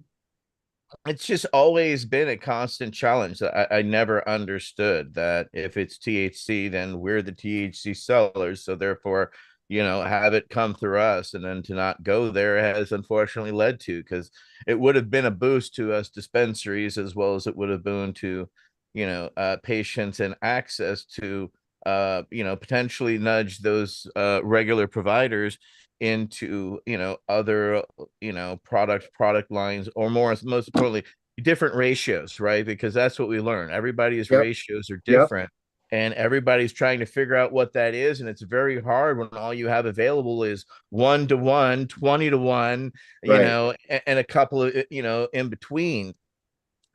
Humans are so subjective, along with cannabis, that they need all types so that people can find their where do they slot in, right? Of all these varietals, which are the ones that are the all-stars for them, right? Right. The easiest way to do that would probably be to have extracts of single cannabinoid varieties that patients could blend and test themselves to see what it is, the ratio they want. Wade has his hand up, so I'll go to Wade next. Thank you, Marcus. And Sam, that's exactly what I'm doing. I'm fortunate enough, our local dispensary, I have to say I encouraged them to do so. And Etienne has a similar program. We call it the Compassion Program. And basically, if you have a recommendation from your physician that suggests you might benefit from the use of cannabis, depending on what your condition is, you can get different products from our local dispensary at no cost. They give them to me for free. And I'm very fortunate that way. I'm well enough known at the local dispensary that they comb the shelves for whatever I might want or need. And if somehow it finds its way into the Compassion Program. So I'm very blessed that way. But you've called out a real issue here. What's problematic is that we've tried to make products from hemp somehow different than products from cannabis. And we all know they're the same plant. And ideally, here in California and across the cannabis space, we would normalize those two differences and recognize that they're the same. And from a consumer's point of view, all the hemp products should go through the same kind of testing that cannabis products do. And ideally, cannabis products might more accurately reflect the diversity that's available in the hemp products realm. And really, it's all just a nightmare based on prohibition and the residuals of prohibition. And I know last week we got into Wade's history, and I talked about being a Boy Scout and smoking cannabis. And I know we're about to close here, so I wanted to share a little piece of history from my life. Back in 1971, Wade was, what was my title? I was the chair of a steering committee for the National Explorer Post President's Congress. Long story short, this happened. I don't know if you can see the two characters in this picture, but that's Tricky Dick and Wade Laughter in the Oval Office. What? Each other's ties. Holy shit, dude. Wow. That is a fucking trip, dude. That's amazing. Wow. He would shake hands with anybody. Remember his photo op? Through that. I like it though. That's still pretty cool, man. That's wild. Never would have. You blow minds every week, dude. I'm telling you, from the Boy Scout origin puff story to the like shaking hands with Tricky Dick. That is, I'm definitely happy to end it on that note. That was hilarious and awesome. And I appreciate you, Wade, as always. I appreciate everyone who came in. Lawrence, thanks for coming in. We'll have to get you with your grower on here one of these days so we can talk more about the Aeroponics system and Arize. And I'm sure they'll be able to find you. I'll put your contact information, your Instagram or whatever up on the description of this episode. And then thanks Skunkman Sam for some awesome origin stories again today about just different things. That's I really enjoy those quite a bit, and it's good to get them out. They might be here or there, but it's nice to just hear them and have them here at Hash Church, which I hope you think of as your online home. Always a pleasure to have Fletch come out from Archive Seeds. He's always getting us thinking about different things. I like the way his mind works. He's, the guy that brought us really brought freeze dryers into the cannabis extraction world. No one was talking about them before. Fletch mentioned it, and also that method of weighing the hash and then weighing, in the banger and then weighing it after to really see the difference of how much you've melted versus the star rating system. It's really cool, and I appreciate everything he does. Always happy to see you, Bryon, Best Friend Farms. Thanks for coming out. Potent POnics, thanks for making an appearance with us and sharing your vast levels of knowledge. I'm sure Dr. Mark appreciated that as well. And thank you for coming out, Dr. Mark. And Dr. Arturo, we never got to really hear from you, but I'm glad that you popped in, and hopefully next week we will hear from you. And thanks, Michael, who was here earlier, and Heston, who was here earlier, and Collin, who was here earlier. Hopefully I didn't forget anyone, but of course, all of the awesome people who watch the show each week. There's about 5,000 of you. So shout out to you guys. Bingo Lombardi holding the chat room down, John Maddox, Torp God, Lori Ediburn, all the cool folks in the chat. We appreciate you listening to us shoot the shit on a Sunday afternoon. We'll be back next Sunday to talk about more things cannabis and extraction related. And thanks for watching and tuning in. Peace out, everybody. We'll talk soon. Thank you, Marcus. Happy fall, everybody. See you guys. Adios, amigos. Yeah, ending on the